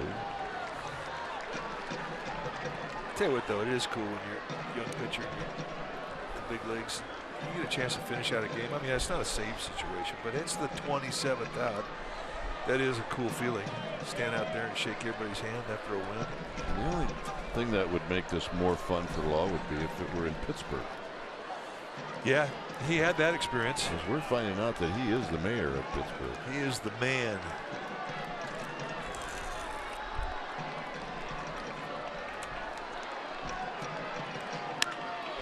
And he's going to get those earnings tacked on him. Is Coco Crisp is going to line one into center field for a base hit. Okay, the A's are not going easy. They just refuse to phone it in.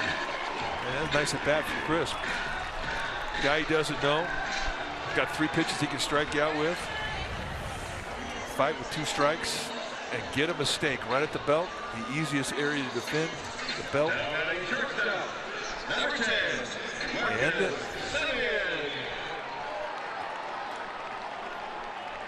keeps it going. That is enough to tick you off. Well, yeah, if you're Derek Law.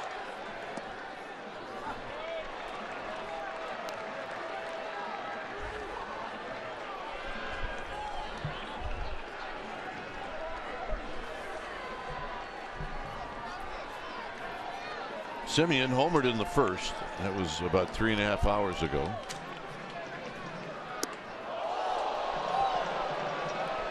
One ball and 1 strike.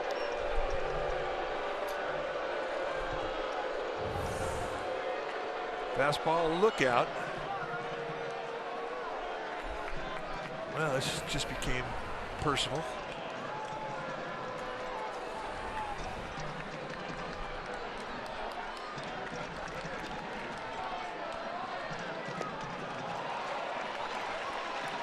Yeah, sometimes that happens to hitters. You get one around your chin, and then you want so badly to hit the next pitch that you swing at something out of the strike zone. Yeah, well, you want badly to hit the next pitch off the pitcher's forehead. Yeah, that too, by the way.